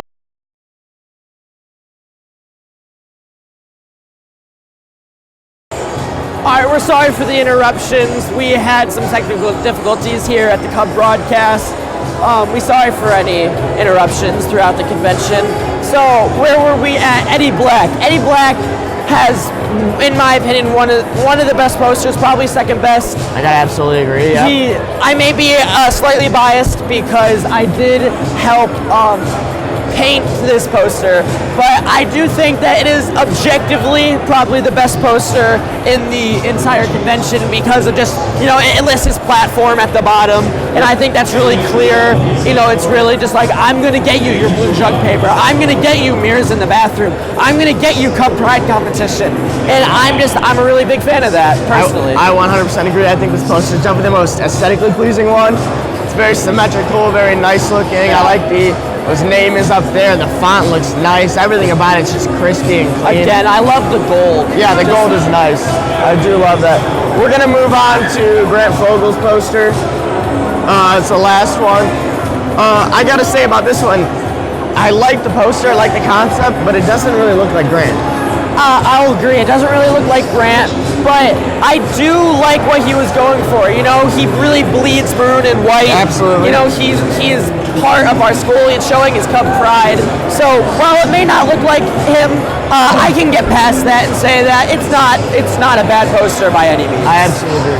All right, so we're gonna move on to Mr. Dan Hill here. He's a past Senate moderator. Mr. Hill, how you doing today? Good. We're happy to have you here. So, you hear all these students' expectations, their promises, their, you know what they want to give to the students. What do you think when you hear some of these? Like, how unrealistic, how realistic are some of that? Well, first I want to say hello to all the Cubs watching from around the country and around the world. My understanding there are alums watching from sea to sea to shining sea, Point Barrow to Cape Horn, and all the Cubs. Look, this is the convention. They haven't even taken office yet. I think it'd be a disappointment if they weren't hopeful, if they weren't eager, if they didn't have big dreams. So what you're really trying to say here is that, you know, you kind of would support the hopes of better change, not more of the realistic change. Well, I think if you're 16 and running for office, again, you should be positive and hopeful. No one wants a candidate who says, let's be honest, guys, there's nothing we can really do, and let's just maintain the typical. You know, I don't know who said it, but I've heard them say, we tend to campaign in poetry, but we govern in prose. 16-year-olds running for office should see the world as an ice cream sundae with a cherry on top. The school is in good shape. In some ways, these are the best of times. I think it's U2 that said, oh no, it's Billy Joel who said, the good old days weren't all that good and tomorrow's not as bad as it seems. There's so much to be proud of at U of D. I think athletics are in a tremendous position. I think the building is in a tremendous position. Enrollment is bursting at the seams. In the last 5 years, people are using the terms U of D Jesuit and admissions waiting list in the first sentence. So I don't see a school that needs tremendous change. I don't think we need young leaders to transform and fix the school. But at the same time, I think they have to have positive ideas and they have to be eager to do something good. If they don't, why would we be doing this? No, right you are about that. The campaign this year, it has been they have had good ideas, bright ideas. Yeah, a lot of new stuff we've seen this year. I personally enjoyed watching this campaign unfold. What were some specific things that you liked about this campaign season? I love the debates. I was Senate moderator for 7 years, from 95 to 97, and from 03 to 08. The debates are way better than they used to be. They used to be during lunch in the Commons. Very few people saw them. In many ways, the debates have elevated the conversation for the Senate. I thought this year's debates were impressive. I thought the leaders of the editors of the Cub News who moderated it did a good job. I thought the questions were carefully chosen, and I think the 10 candidates did a tremendous job. Today they're giving prepared speeches, but during the debates they're thinking on their feet and speaking to the entire student body. So I think that was great. Tough thing to do, yeah. And I think for the most part, this is always true at U of D, but the campaigns have been civil and generous and loving and positive. You just don't see negativity and criticism and vitriol in these elections. It's not the U of D way. And that's always a good thing, right? Yeah. We want to see the brotherhood at the end of the day. We want to see all the candidates come together. Have a combined Senate, have a joint Senate, I guess. Yeah, I can definitely speak on that. I was walking in the hallway after school one day. It was like 5 o'clock, and I just see Grant Fogel and Eddie Black. They're just standing next to each other in the hallways, just talking about stuff, making jokes, and they're just having fun with each other. And I walk up and I go, hey, and they're like, and I'm like, this is kind of funny, watching two opposing candidates just have fun with each other. That's something you don't really see outside in real politics. And Fogel made a joke. He was like, yeah, the reality is me and Eddie just hate each other, just blah, blah, blah. Obviously it was sarcastic. It's the brotherhood, really, yeah. I just thought it was really great to watch that. Yeah, you said that it's one of the things you don't see in outside politics. Let's be clear. No other high school has this kind of Senate that is taken this seriously. No other high school has a Senate like this. UD Jesuit's been doing this since the 1950s. Go back to yearbooks. What you see right now on the floor, we saw then. Other schools have student government. Other schools have elections. It's not like this. This is a rare opportunity. And the 5 guys who are going to lose today will be disappointed, but they are one of 10 who got to run for office in this particular process. There have been Jesuits who've been at U of D and then have gone to other Jesuit high schools and have tried to bring the U of D convention to other places, and it flops. There's something about this school. No other school does this. It's a real point of pride for us.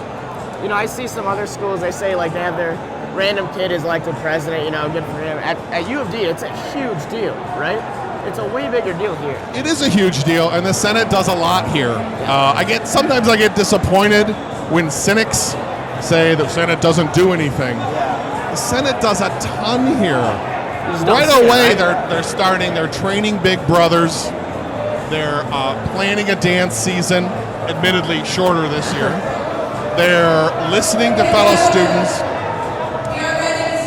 They're planning the Pledge Detroit, which brings in hundreds of thousands of dollars. They're distributing that money to clubs. There's a ton of responsibility that's put on them, and that's important. All right, Mr. Hill, that's all the time we have now, but thank you very much for joining us. So thank you very much. All right, so now we're going to throw it over. We have interviews that Jacob Kello did actually just a week or two ago, and so we're going to throw to those.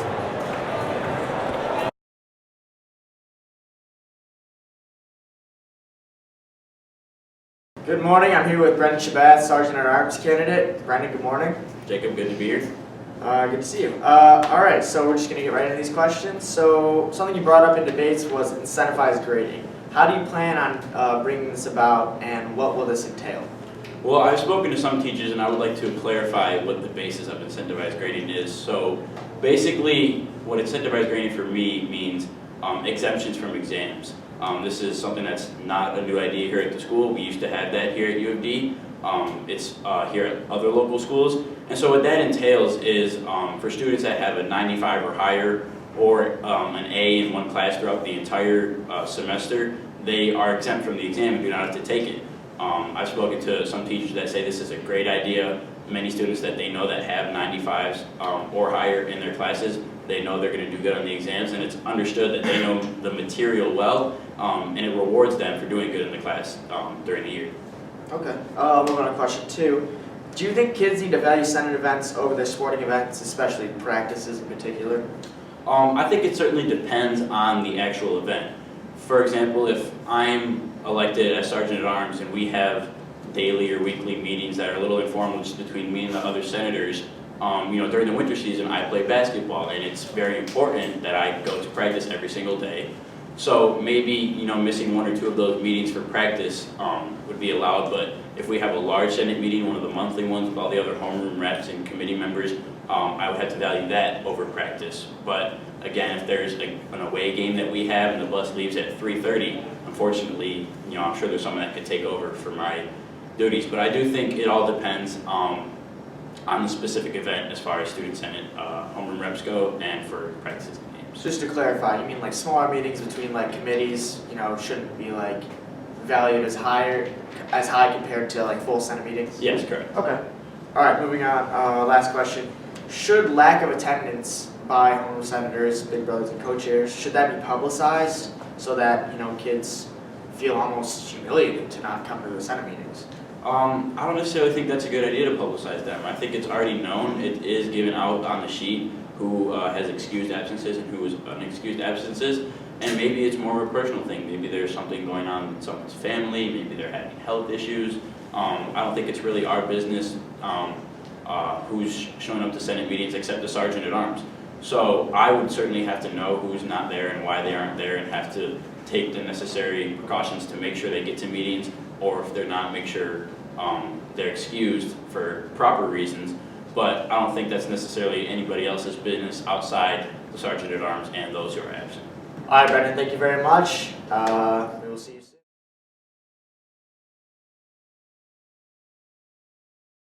Good morning, my name is Jacob Keller. I'm here with Sergeant at Arms candidate Jonas Padilla. Good morning. We're going to discuss some things, go over some questions we have for him after debates.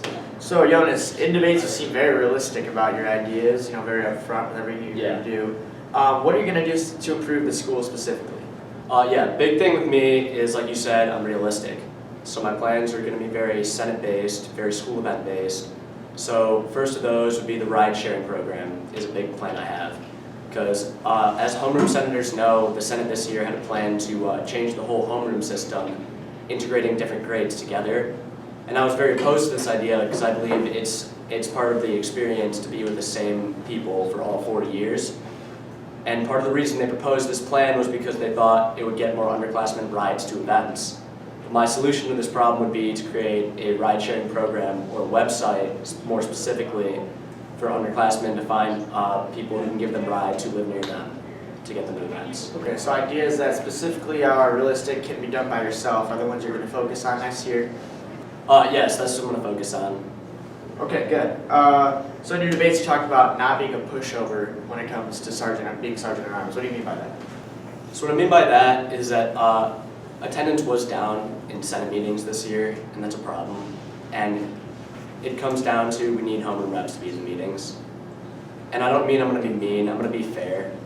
As part of the job as Sergeant at Arms, I need to make sure that everyone's there and hold everyone accountable.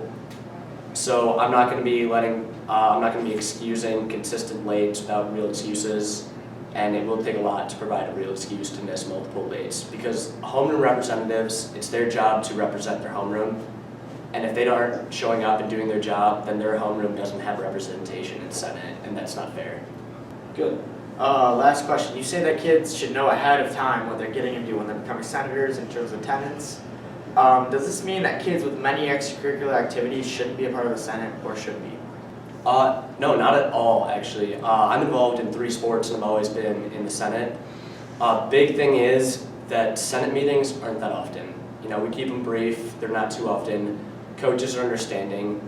The way I put it is you can be late to a practice for a Senate meeting, coaches will be understanding of that.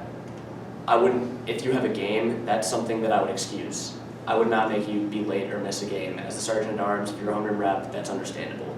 I encourage homeroom reps to be involved in multiple things, actually. So just prioritize. Prioritize Senate. Okay. It shouldn't interfere too much, so don't worry about that. Just be ready to give your 100% to the Senate. Alrighty, thank you so much. My name is Jacob Kello. I'm here with Ryan Duffy, treasurer candidate. Ryan, nice to see you. Nice to see you too. Always Always great to see you. We're going to jump right into these questions. So Ryan, you said you have some experience in the stock market. Do you think a Senate investment team with the treasurer at the helm would be a good idea in order to increase funds for the Senate? Well, first of all, I'd like to say that the stock market's it's not very simple to just go right into. We need to work our way into it with a team, with like a mentor as a teacher, maybe a teacher with a background in finance, maybe someone from the business department, maybe a couple simulations before, see how everything goes, kind of do the true methods of investing, and then maybe gradually increase the money if anything happens. Start from a really small amount of money, then gradually do it with a group of students that are competent with the skills and shown that they've got what it has, have what it has, or you know what I mean? Yeah. Even locally, though, do you think we should invest in, some students have businesses here, I know. Do you think we should maybe invest in some of these businesses in order to increase our funds? Okay, so personally, I think that it really depends on the business. Like if it's a clothing brand, maybe we could incorporate products with the U of D logo in it to invest in it, maybe like a couple lines like that to kind of boost those businesses to what they could accomplish with the help of us and with the help of financial need. Personally, I think that would be a good idea. So Cub Pride point system, you brought that up. How do you plan on implementing that system, and explain what a Cub Pride point system would look like? Okay, so I actually had a conversation with Ms. Ong last week. She is in favor of this system. It would not only be the Cub Pride system, it'd be like first 50 students, 100 students get like a U of D headband or a U of D shirt, but when they come to the game. Maybe more things to draw students to the game. And then on top of that, maybe students check their IDs at the game and attendance is taken. Maybe the top student class gets a prize, maybe like a pizza party for their homerooms or something like that in that area for their attendance at the games and school spirit. Not just games, but maybe band events and events like that. Okay. Yeah. Tyler did bring up a good point in debates. Why do we need to incentivize coming to student sections? Well, this question hasn't just been brought up out of nowhere. Our student sections have gone down gradually since my freshman year. We've seen it my sophomore year, they went down, then this year they went down. I personally have a lot of Cub Pride. I've been to a lot of things this year. I wish they would be what they were like my freshman year, but they're just not. And I feel like it's just needed for, there's just the lack of Cub Pride. So since we have a lack of pride, you think that incentivizing will get can we kids just rephrase that? Yeah. No. It's a positive. Oh, okay.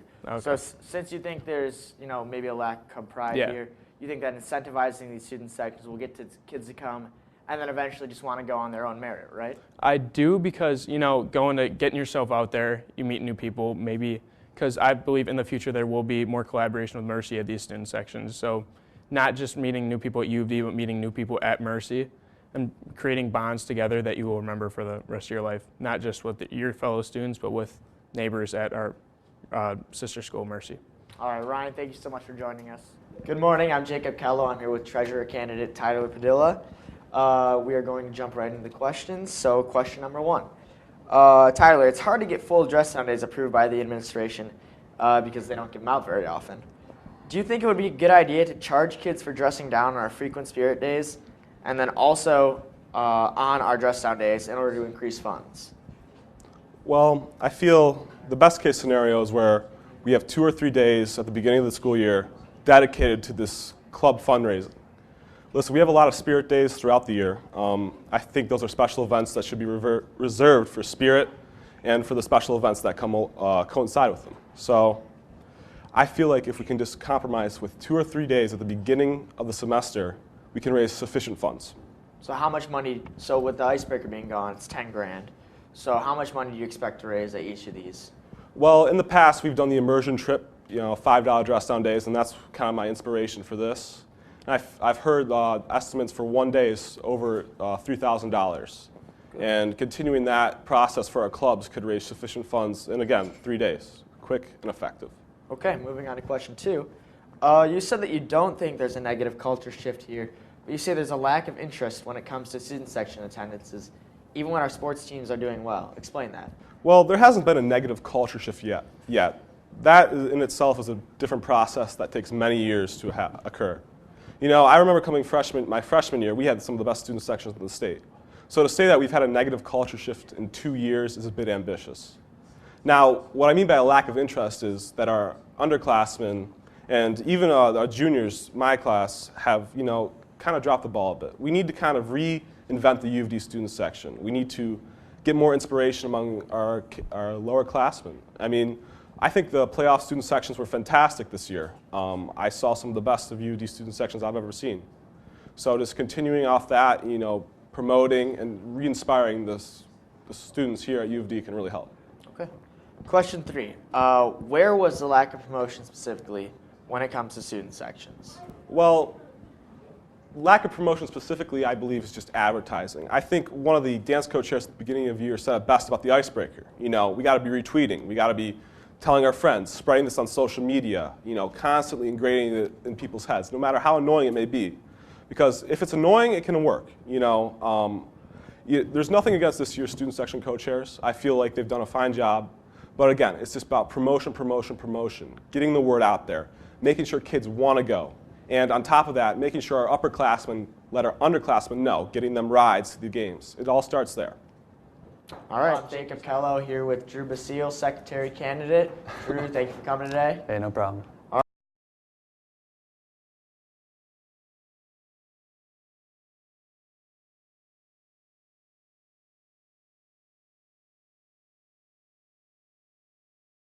Finished. Hopefully there will be another act of karaoke. All right, we got. Gonna cut to Stephen Hahn now. All right. It's looking like a tie.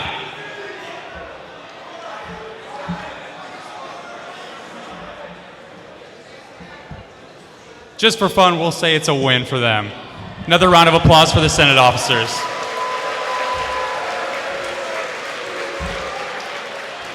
All right, we're gonna do 2 more trivia questions. Yeah, has to happen. All right, this one's for Tyler Padilla. What is Tyler's middle name? A, Rupert, B, Mundy, C, Leocadio, or D, Big Stink?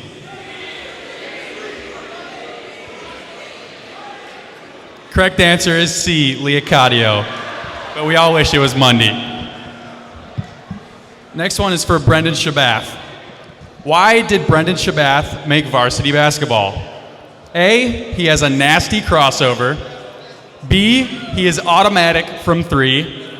C, he is a team player. So the audio is not coming through right now, but they're currently doing some trivia questions, and after that, we're going to cut to karaoke. Thank you for your patience. We're going to go to one more karaoke here.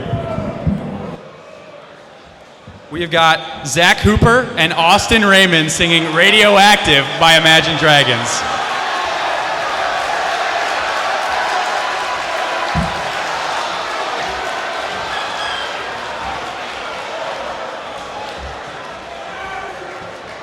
All right, Austin Raymond on the mic. We have a little jazzy tune for you guys. Hi, I'm Zach.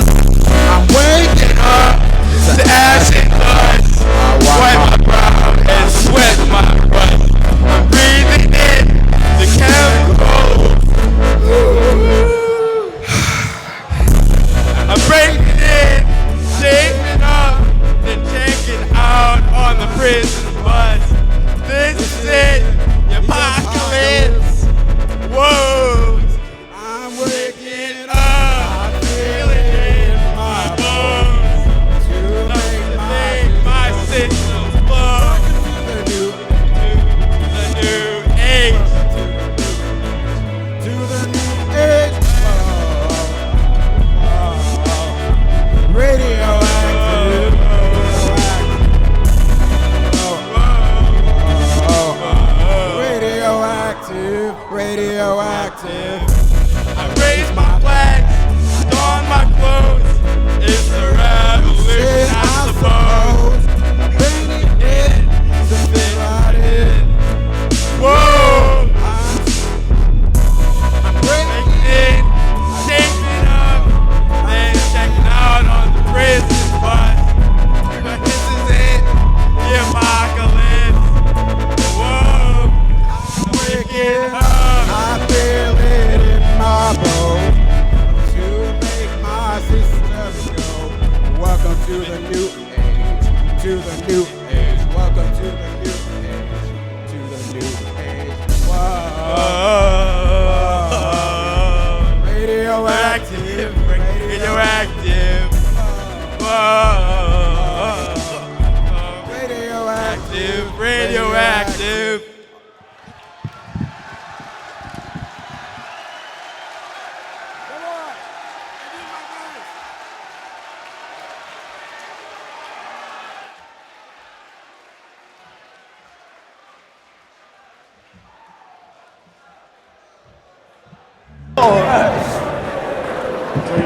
And we are back. We have some electric karaoke. That was just beautiful. Zachary Hooper and Austin Raymond. I don't really know what that was. Some of the best karaoke I know. I don't know what to say. We got some more karaoke coming up. Stephen Hahn over there. We're going to cut to him. We're going to cut to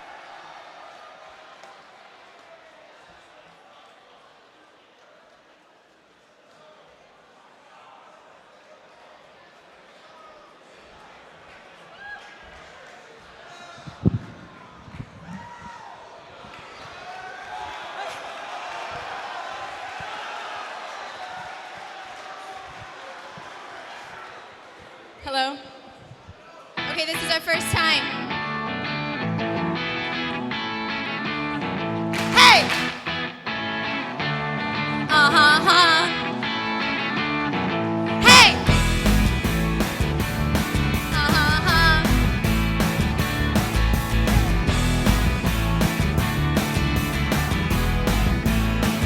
What I like about you, you hold me tight. Tell me I'm the only one gonna come over tonight. Yeah. Keep on whispering in my ear.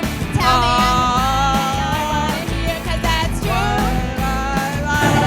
So we got Miss Blackwell, Miss Gonzalez, and some random dude just jumping around on the stage. No idea who that guy is. I'm gonna admit some faults here. He subbed for my math class one time, and I really have no idea what his name is.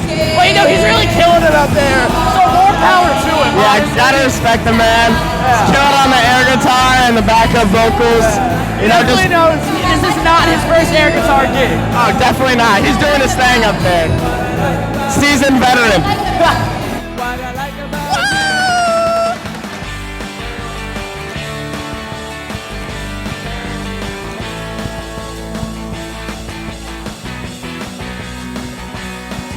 Hey!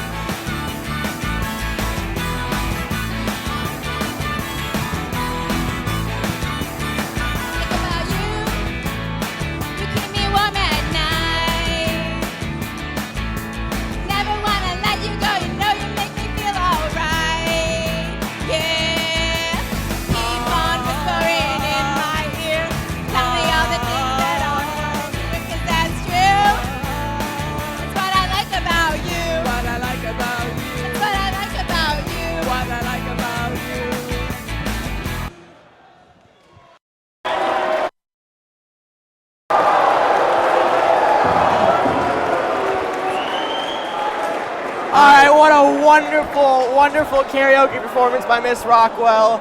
Jet Kellogg, that was just, that honestly, that may have been the best one. All right, here we have Mr. Trudell, the principal of our school. Mr. Trudell, how are you today? I'm great. How are you guys doing? I'm fine, thank you. Very good. It's a good day for a student senate convention. Absolutely. Nobody does it better than UAD Jesuit. Nobody does it better than our guys and our Cubs. Mr. Hill was just talking about that in his interview. It's the best. Yeah, we're saying like nobody else, no other school really takes us as seriously as we do. I think that's really something to take pride in. So let's get into some questions about the candidates this year, some about the Senate. How, you as the administration, how do you plan on, sort of working with these students to, bring some change about the school, bring a better environment for our students? Excellent. Well, I know one area of opportunity. I think this student senate really wants to reach out to the administration a little bit more and be able to have a voice at the table a little bit more to get proposals across, explanations, just to get more collaboration. So I'm really looking forward to putting some things in place next year that'll allow that to happen. Yeah, maybe more scheduled meetings and stuff like that. Yeah, absolutely. That'd be awesome for us to have. So many cynicals say the student senate really does nothing. Now, being part of the administration, you must know that's not true. Absolutely. I'll give you one poignant example of that. Pledge Detroit. Pledge Detroit originated from a student senate proposal and idea that came from a senate that came from students. Changes to dress code that we have for Spirit Days, that was all originated in proposals. I think, right? Yeah, I completely reject that notion that the Senate doesn't have a voice. Yeah, I agree 100%. A lot of kids actively doing stuff in the Senate. So, it's a lot of hard work. What's the most memorable aspect of your favorite or most memorable aspect of the races that we have here? What you see down here is always most memorable. There's always one performance or one way that the candidates or their campaign managers present their platform, and it's just awesome. You never know what you're going to get. It's a beautiful blend of kind of art and excitement and creativity coming together with actual campaign and themes and things like that, and it's awesome. Every year there's one that stands out to me, and it's great. You're absolutely right. Just like this part of the convention, obviously the speeches and the walk-ups, but like this part of the convention where we're all just gathering, waiting, that suspense of who's going to get elected, it really is. The convention day is definitely one of the most memorable days of a U of D school year. So who sings better, the students or the faculty? What do you guys think? I mean, you saw the officers up there. They were killing it. Mr. Stein and Ms. Rockwell brought it. I don't know, guys. Mr. Stein. We didn't know his name. Mr. Stein. He was really killing it on the air guitar solo. You gotta get that. All right, Mr. Trudeau, thank you so much for coming. Awesome. Thanks, guys. Thank you. All right, so now we are going to talk about each candidate, our predictions for who's going to win, and who we want to win. So we're going to start with Sergeant at Arms. So we got Jonas and Shabath. I am pretty close with both these kids. Yeah, so it's tough for me. This is, I'm going to put it out there, this is definitely by far the hardest decision, in my opinion, in the entire race this year. Or honestly, in the entire history that I've been at U of D, this is the hardest decision I have ever had to make. Personally, I went down to go vote and they didn't have any ballots, so I can't vote, but I still don't know who I would have voted for. I've been debating this the entire election season. I cannot decide. Honestly, I think that Jonas is going to win. And after seeing the videos, I could definitely put my vote behind Jonas. I thought he put a lot more effort into his, and that was sort of my deciding factor at the end of the day. I can agree with that. His video was very good. I think his platform, too, on real change, that's something we look forward to. That's something we need at this school, in our Senate. Someone who's definitely going to get stuff done. Maybe not something with particularly the administration, but something that he himself can get to and do himself. Yeah, I feel like that motto that he keeps pushing out there, real change, I feel like that's kind of a soft spot for the students because every year it seems like candidates make those out there promises that Mr. Hill is talking about. I feel those this year, yeah. Now, Mr. Hill is saying, he thinks we should be more like that, but I feel like students at UD don't want that. They don't want those out there promises that aren't going to come true. So I really think that Jonas, he really locked it down with real change that's actually possible. You already said, you're right. I mean, we got a good school. We don't need too much huge change, but the little things are what matter, really. But yeah, I think Jonas definitely had my vote. Moving on to Treasurer, we got Tyler Padilla versus Ryan Duffy. Personally, I think Ryan Duffy is going to take this one. I think he's just a lot more charismatic, and that's really a big part of the election season. Okay, we have a promotion. Mr. Krep dancing over there. If we want to cut to that really quick, Imano or someone, can we videotape that? I'm gonna go down.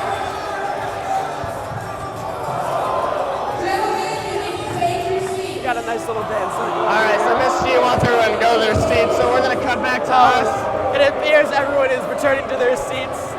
Back to our analysis. So yeah, my opinion is just that Duffy, he's just more charismatic, and honestly, I think he has more of a concrete platform. He mentioned donut and bagel sales before school to raise money for clubs. He mentioned getting clubs individual dress down days so that the whole school can pay, and then those funds will go to the clubs. And Tyler, I'm gonna be completely honest, I don't know what his platform is. I don't think he's really made that clear, so that is why I think Tyler.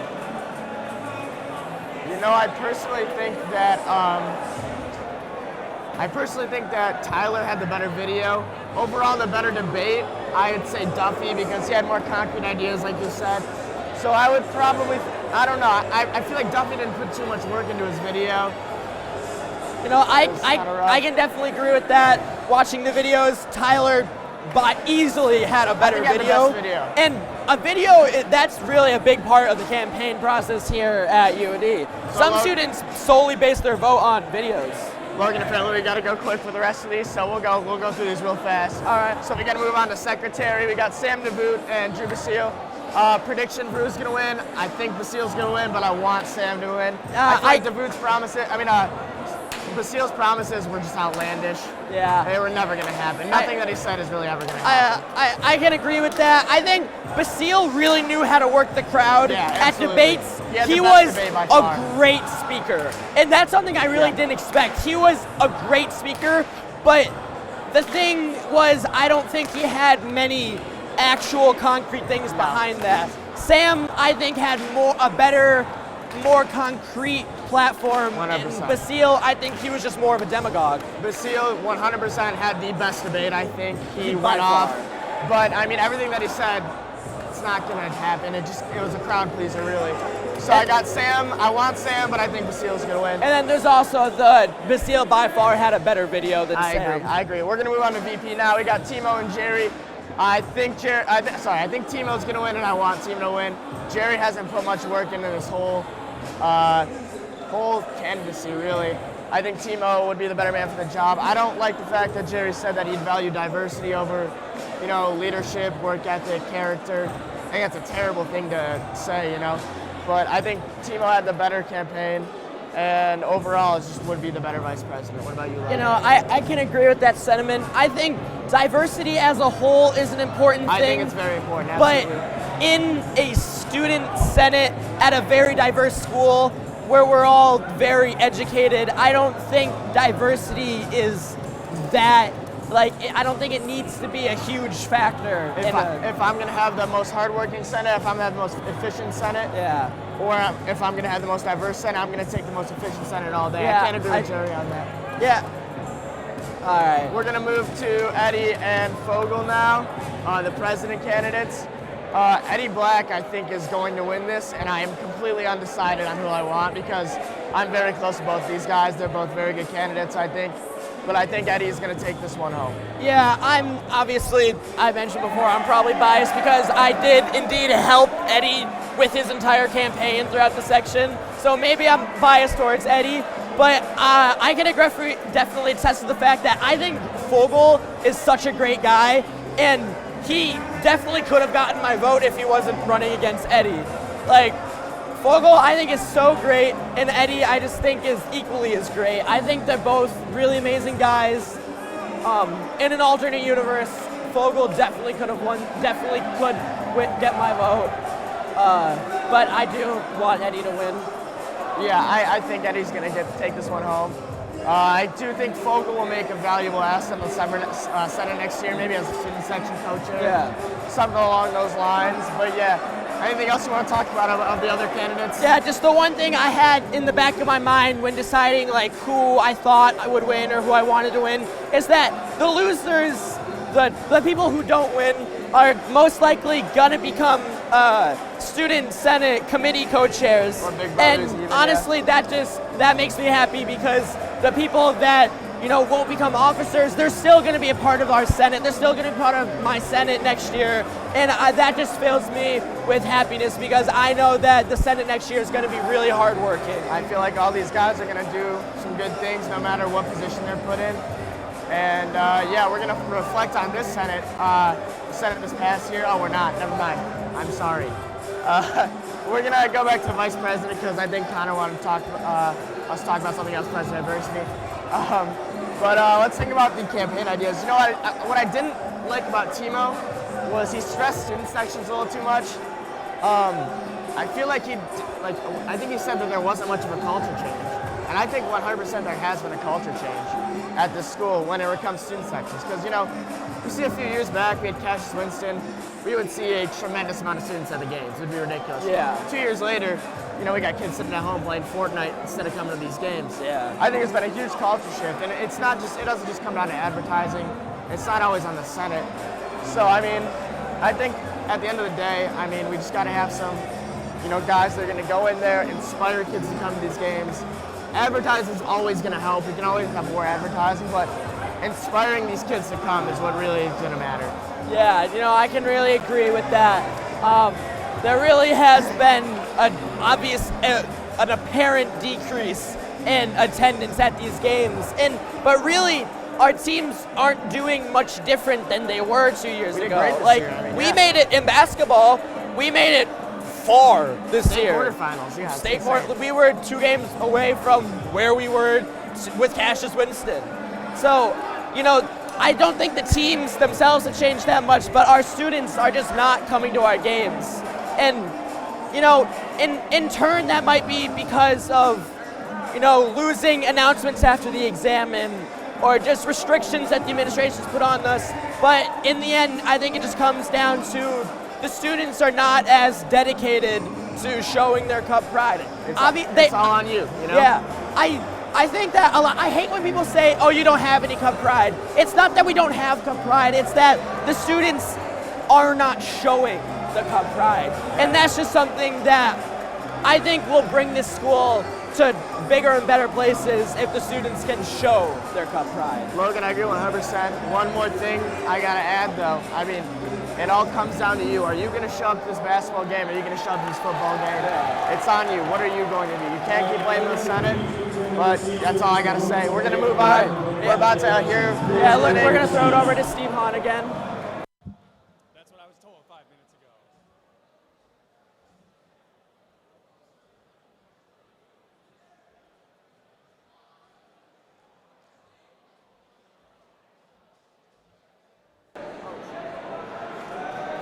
Oh, okay. He's not saying anything. I think he was just trying to get all the students in their seats, get them settled down. The votes are probably coming out soon. We don't have any official word on that, but just from prior Senate convention experience. So we have 3 minutes, I just heard, until we hear who won each election. Never mind, we do have an official word on that. So, sorry. No. But yeah, I see Mr. Chandler over there with a big box in his hand. I don't know what that is, but it's scary. Anything Mr. Chandler is holding is scary. It's pretty factual. But yeah. So, what are we gonna move on to? Oh, let's talk about the videos. Why not? The videos. Who do you think had the best video this year? We weren't able to show the videos this year on the stream, which sadly, but I think I wasn't able to watch all the videos, but you can definitely watch the videos on YouTube. They're on our YouTube Cub broadcast. Follow up, subscribe. Maybe get us some ad revenue. Get some money for the club. Wouldn't mind having a big corporation funding us. Money. But what some of the best? You see. Yeah. It's hard. I think there are a lot of good videos. I don't know about the best video, but my favorite video was Timo's. Okay. It was basically a parody of not a fake game show, a fake Reality TV show, reality talk TV show. show from Blue Mountain State. The TV show, yeah. It's called like Dreams, and I love Blue Mountain State, and it's just my friend Rashawn. He's just up there, and just Dreams. He's like, "Hi, it's Dreams with Rashawn Scales." It's really sassy. Love it. Yeah, I just love him. He says, how can we make UD better? Oh, you can vote TiVo. That's how. I thought it was a brilliant video. And then at the end of the videos, all the candidates, they have to give a speech on why they should be it. And TiVo gave his in a full suit inside a hot tub. Mad respect for that. He was 100% serious, but just inside a hot tub. And honestly, I'm a sucker for comedy. That made me laugh. I was a my fan butt of that off. one, yeah. I gotta say, I think that Timo and Tyler are the two best videos. I gotta say the two worst were Duffy and they're basically just their opponents, Duffy and Jerry. I did not find, I thought Duffy's had a lot of long, awkward pauses. Yeah. They were kind of weird. I can definitely see that. I didn't understand Jerry's either. It didn't really look like he put too much effort into it. It seemed like a knockoff of Kevin Williams' video last year. And his outro to it was the same speech he gave at the debates, which I didn't think was very genuine. And then also, there wasn't any. It was all just footage from, different events at UAD.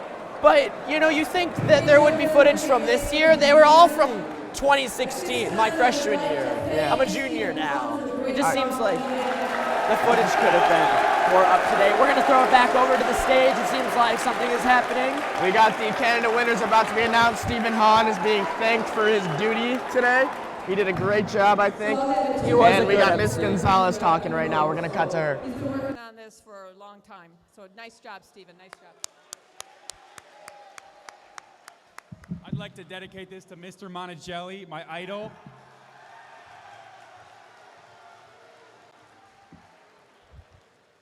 I would also like to thank Rashawn Scales, who, unlike Stephen, found out yesterday he was in charge of the music. So if we could give Rashawn Scales a bit.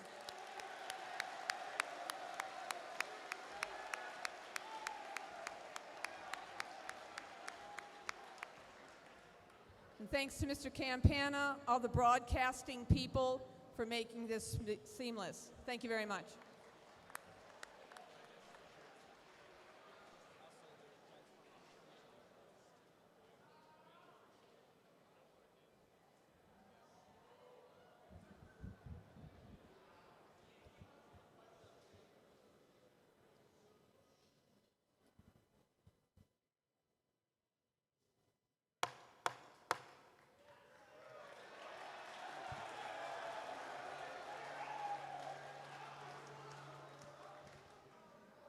The votes are in.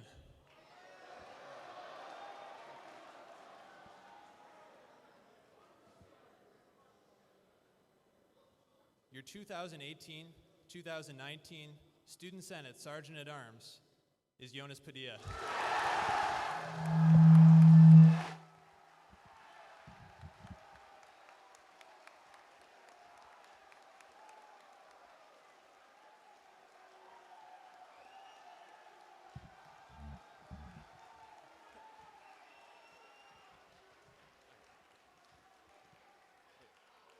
Thank you all for getting me here. I'm very excited to make next school year memorable, and my work starts today.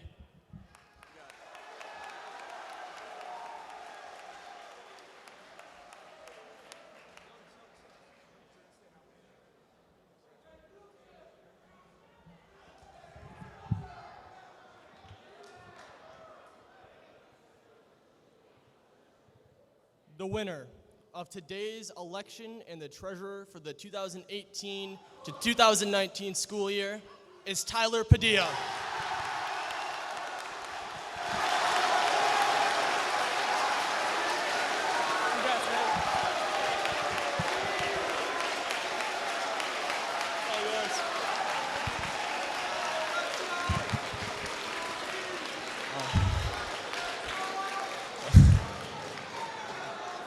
I want to thank my parents. Without them, I wouldn't be up on the stage. They helped me through the most stressful of times. I want to congratulate Ryan on a great campaign. It was an honor to run against him. He handled it with grace and class. Most of all, I want to thank all you guys. You made this possible, and I promise I'm going to do my best to make sure next year is a great one. Thank you.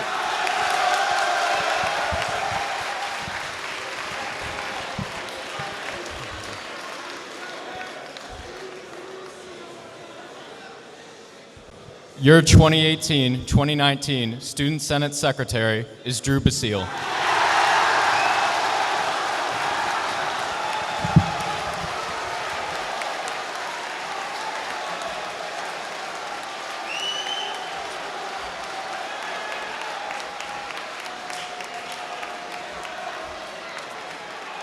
Hey guys, this is like a dream come true. It means the world to me.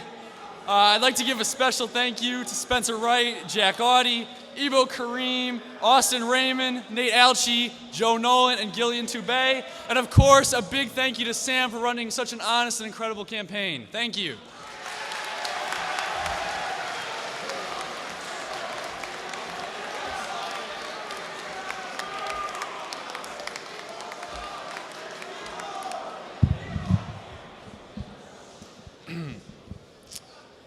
Your 2018-2019 Student Senate Vice President is Timo Lenhard.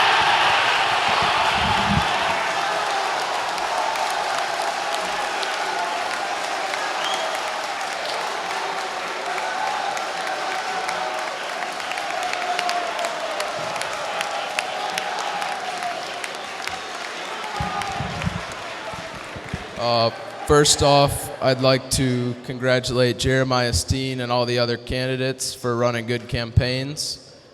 Secondly, I'd like to thank my supporters. Without you guys, I wouldn't be here today. Lastly, I'd like to thank my parents, Tim and Renee, they're up there in the stands. My friends and other family members who helped me with my campaign, and God bless, go Cubs.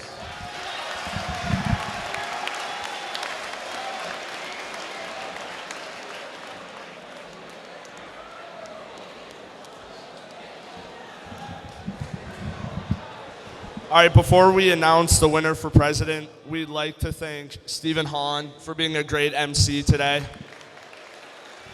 We'd also like to thank Rashawn and Victor and Mr. Campana for running music.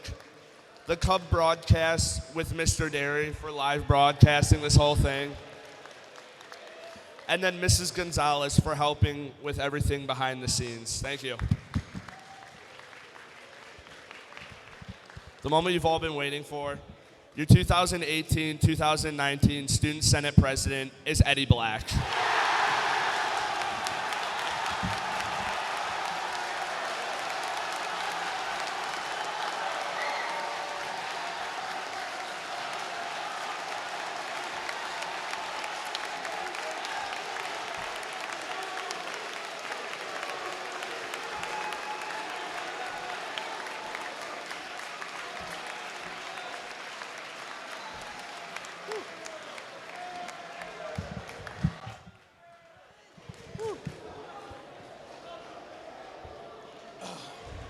All right. First off, I want to thank my mom, my dad, my brother, my sisters, my friends, everyone who helped me with my campaign. I want to thank Grant Fogel, my good friend, for an amazing race. I want to thank all of you, and I am very excited to serve as your president next year. Let's make next year the best yet.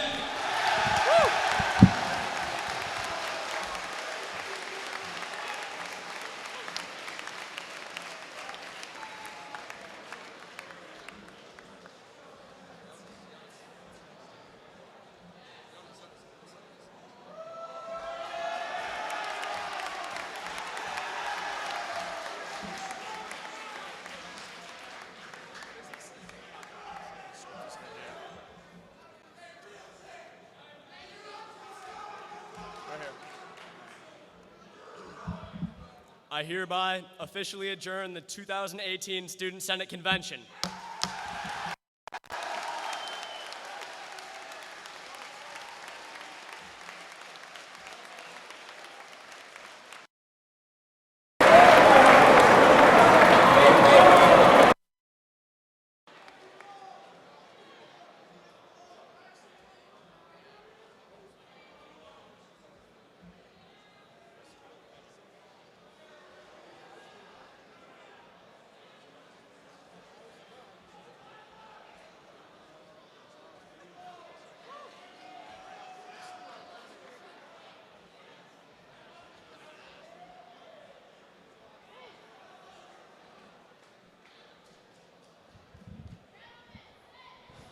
Gentlemen, just have a seat real quick here. I'm not going to take very long.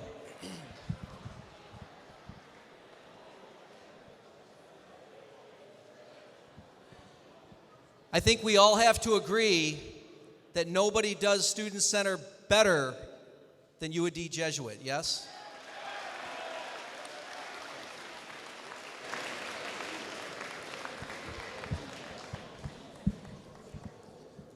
I'd like to thank and acknowledge our outgoing Student Senate leaders, Jack, Sean Butler, Ben, Ryan, Sean English, and Dan. They showed up for you. They fought for you, and they represented your concerns. Jack represented the State of the Student Senate updates at each of the Board of Directors meetings this year, and you would be proud to see those presentations and how well they reflected your thoughts and views. So thank you, gentlemen.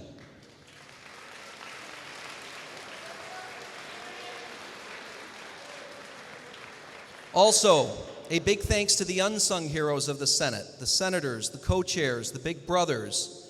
You are all to be commended for the great work this year that comes with behind-the-scenes sacrifice.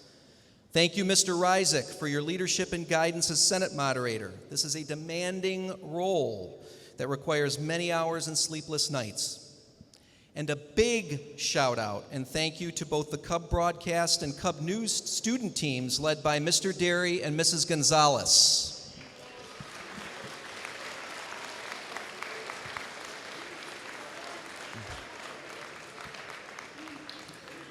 To all of the 10 gentlemen who ran this year and their parents, thank you for your spirit, your effort, your patience, and your persistence these past weeks, where you have shown just how much heart and soul that you have for this school and this student body.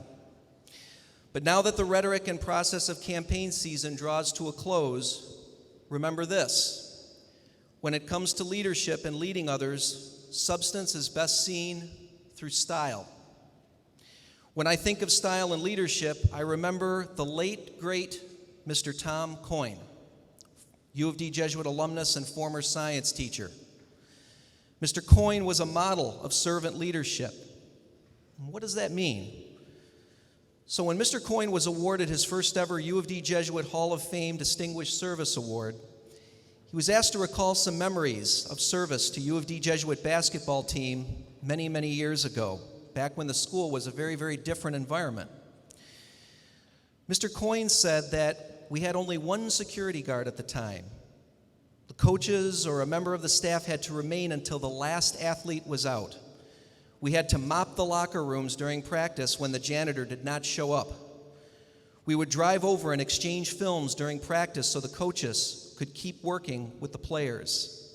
And at times, there would be several students who didn't have cars. So Mr. Coyne and the basketball coach at the time, Mr. Dan Hafner, current teacher, became a two-man shuttle service. One night, Dan would take the east side and Tom would take the west side.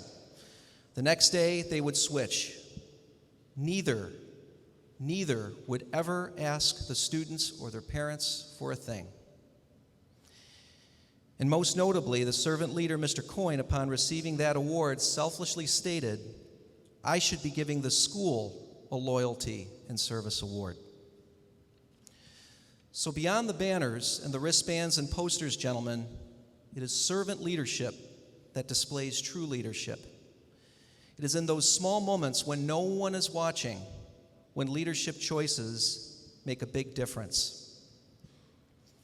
To each of these 10 gentlemen and their parents, again, thank you for your blood, sweat, and tears these last weeks, where you have shown all the heart that you have.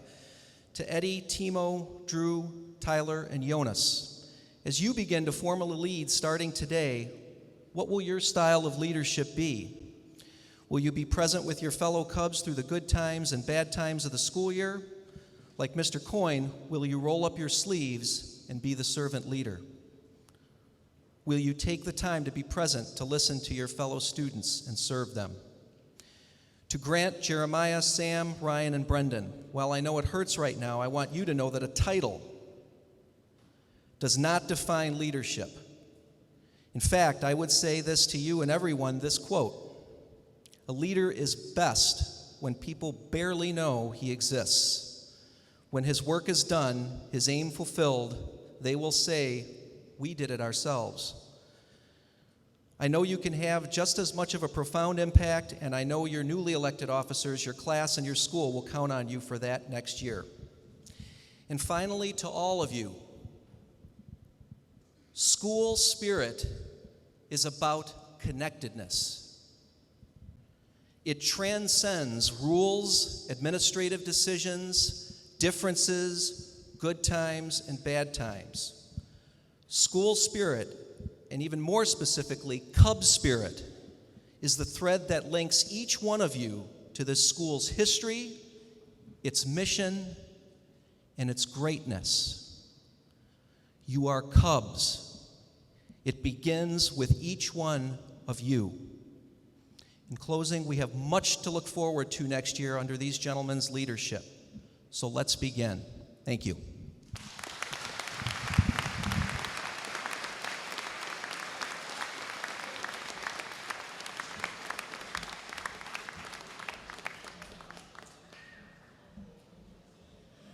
All right, at this time, we're going to begin dismissal.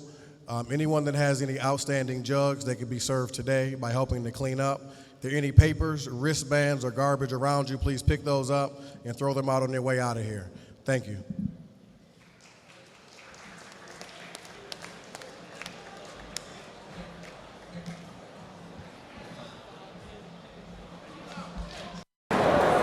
All right, so we're back here, and you know there were certainly some upsets, but there were certainly some clear winners, and you know I'm looking forward to this year's Senate. I think that's just such a great group of guys. You know, I'm very happy with the results. Yeah, I think the 2018-2019 school year, I mean the class 2019, they're in good hands. You guys are in good hands.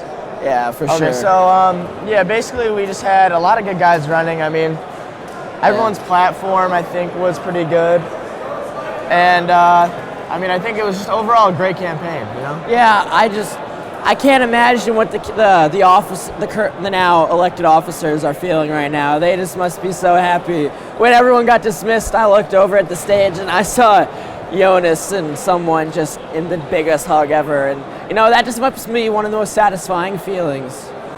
Yeah, I mean, a lot of us don't know what it's like. Yeah.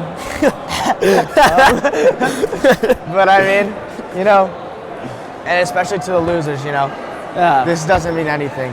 Honestly, you're gonna get a co-chair position or a big brother position. Yeah, I'm really be a president of a club or something. I mean. Leadership, Trudell just said it, leadership does not need a name. You know, you don't need a name to be a leader. Yeah, that's... you don't need a title to be a leader. That speech that Mr. Trudell says is just, it's one of the best speeches here at UAD. I think so. You know, obviously over the course of 4 or 6 years, you hear the same speeches over and over, but that one I'll never get old of. I really like that one. But yeah, I mean, last year, personally, I lost the Senate race.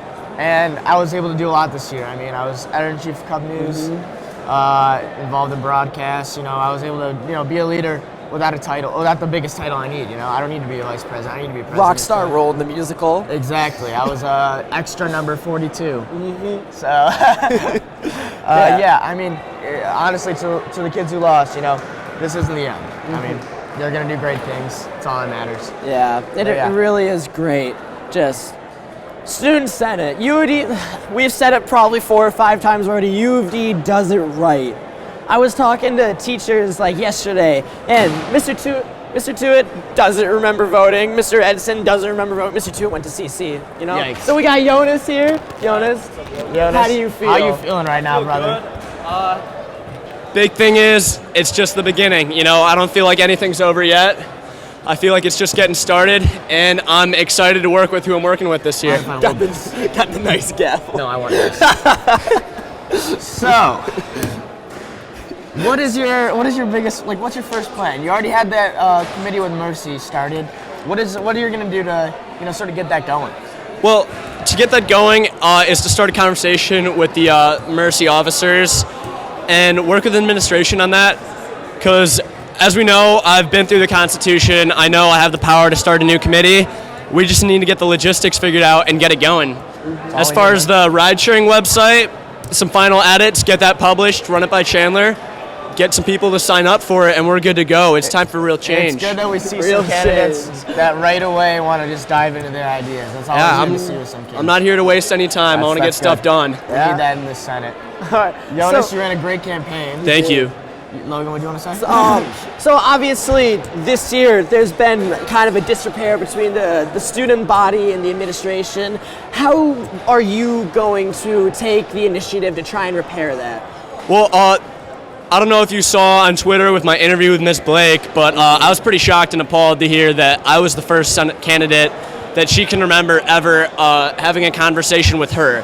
And as the head of academic affairs, the assistant principal for academic affairs, I think it's important. And she talked about it and I talked about it. We're going to have a partnership, me and the administration, every one of them, Mr. Chandler, Ms. Ong, and Ms. Blake. It's about having a partnership, giving her my suggestions, working with what I can do, and just helping them out in any way I can, representing the student body and saying what needs to be said to represent the students. Spoken like a true politician. Thank you, Jonas. Thank you, Lopez. Jonas, thanks for coming, man. Here's this back. Congratulations again. There we go. All right, so now we got Drew Basile coming. Secretary Mr. winner. Basile, join us please at the table. Basile the deal, brother. what's up? How are you? I'm doing good. So It's how do you weird. feel? How does it feel to have all your hard work pay off? I really do feel like I'm dreaming. Very weird. Like when they announced it, I did a double take. Like it's almost if I didn't hear it, man. I don't know. I'm just so thankful for all the support. So actually something I'm curious about, I don't know, Yeah. do you find out when everyone else does, or do they tell you like 5 minutes They before? they did a different. We found out about 5 or 10 minutes before it was announced. You guys were here. up in the weight room again? Yeah, up in the weight room. After they announced it was a real emotional moment. Everyone kind of just came together in a hug, and That's awesome. yeah, it was real. Yeah, it must be. So, yeah, do you mind just holding the mic a little bit closer? Yeah, hey, to I'm your sorry. mouth? Do you need to re-ask these? Yeah, as an officer, what is going to be your first priority in the student senate? Well, my first priority as an officer section, we're going out to lunch. We got 5 different visions, 5 different visions of the Senate. I think we need to unite these into one vision. So that's my first priority. I think the first thing we're going to do is work on an icebreaker substitute if we can't get it back. I think that's the first goal. All right. Yeah. Sure, you're a good talker. I mean, I think that's an important thing to have as a Senate member. Of How do you course. think you're going to use that in order to, sort of talk to the administration, convey your thoughts, convey your ideas? There's 2 types of talking, in the Senate. You've got to the administration, to the students. So for the students, I want to start a program on the Cub News, I think, to announce what the Senate's doing. Not just News what or we broadcast? Cub broadcast, excuse me. Not just like what we've done, but what we're planning, what we're considering, what we've been working on. I think that transparency is important. With the administration, just communicating with them at the meetings, getting rapport, getting collaboration. That's the goal. Well, you have my number for that one. I am president of the broadcast Hey, club. I didn't expect it. All right, dude, thank you All right, so much. thank you so much. Thank you guys. Hey. All right, congratulations Congrats. again. All right, next we got Treasurer Tyler Padilla. coming over here. All right. He's going to join us. Tyler. All right. Tyler, welcome to the table. Tyler, congratulations. Thank you very much. How are you doing, my man? I'm doing well, doing well. How you feeling after that, It was pretty wild. What are your emotions? Pretty wild. At first you hear the name called, you really don't believe it. Just a rush of emotion. I'm sad for my friend Ryan Duffy. He ran a great campaign, but I couldn't be happier with the results, and I'm really excited to get to work. All right. So what is your first priority as an officer going to be? I know you guys are going out to lunch after this. What are you going to bring up at that lunch? Well, I think our first priority is to kind of set next year into place. We got to like I've heard before, we have to set out dates for games to get the student sections for, get rowdy. We got to just plan everything out. And once we go from there, we can start talking about policy and what we want to be our future accomplishments as a Senate. All right. Yeah. Any particular ideas you want to implement immediately? Anything you want to jump right into? I'd like to jump right into trying to balance the budget of the clubs. I feel like we need to get them funded as fast as we can. All right. I think that's an easy and accomplishable task. So I'm just going to get going on that as treasurer. Do you think you're going to take some of your opponent's ideas? I know Duffy had that bagel sale. Yeah, idea. Do you think you're going to possibly use that? That was a fantastic idea, 100% his, and I'm definitely very interested to looking into that. I'm confident Duffy will be at one of the co-chairs, Yeah, so I'm of definitely considering him. He could be my right-hand man on that. He could be leading that. I'm definitely into that. I think Love to hear that. All right. All right, thank you so much, Tyler. Congratulations again. Congrats. All right, we got our Vice President, Timo Lenhard here. Timo, freak.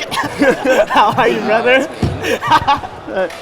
How's everyone doing? Yeah. So, how are you feeling? I mean, you're the Vice President of one of the greatest schools. You know, guys, I feel pretty excited. You know, it's a big moment for me. You know, not much happens in my life, but, you know, hey, this is a high point for me. Timo, you're so cute. Thank you. Thank you, Kella. Likewise. All right, so we're going to talk about some plans you got. What's your first thing you want to do after, being in office? You know, I just want to get these student sections back up to par. You know, there was a little bit lacking this year. You know, they were pretty good, but definitely want to get those rowdy again. So specifically, what do you want to do? Just increase advertisement, talk to Mercy? I know Jonas mentioned that. Yeah, I want to talk to the girls' schools around the area, and then definitely get some good themes. Advertising should work out well. All right. So, so I talked to Jonas about this.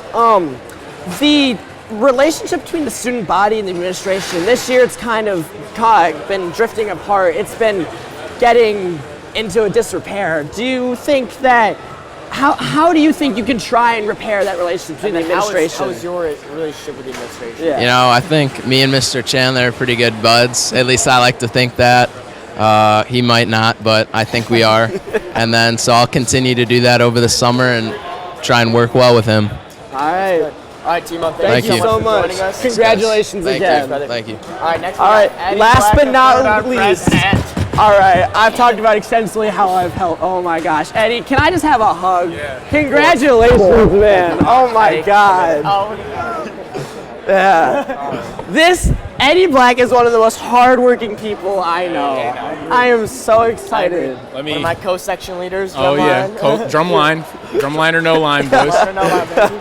So Eddie, honestly, I was torn between you and Grant, but I think you're gonna do a great job, and I think Grant's gonna do a great job. As a coach here, maybe. Yeah, he's already been talking to me about stepping up, and That's good. And it's great to see. That's good. It's just great how this went down. How does it feel to have all your hard work, all the planning, the things passed out during lunch, the wristbands, the banner painting? How does it feel to have all that pay off? It was a long process, and for it to have come to this, to finally be able to say that I'm the president of UD Jesuit, it's a feeling that at first I didn't think I was going to get to see. And with dedication and help from a ton of my friends and my family, we finally were able to reach this point, and I am elated. I'm elated. So what's your first priority going to be as the president of UD? Well, first off, I have to start my junior research paper. Secondly, Hey, you need to start that. Yeah, I need to start it.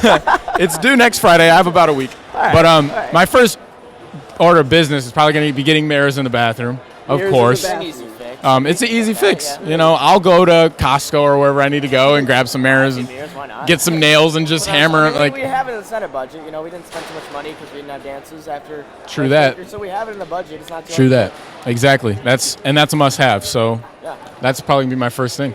All right. Thank you so much, Eddie. No problem. Thank you, guys. Congratulations Thank you. again. Hey, great job, man. Congrats. Yeah. All right, we are going to wrap this up. All right. I want to thank you all for watching. Yes. Thank you all for tuning in to the 2018 Student Senate Convention. Thank you for being here with us. And, well, this is Logan Lopez signing off. Last time, Jacob Keller. I'll see you guys.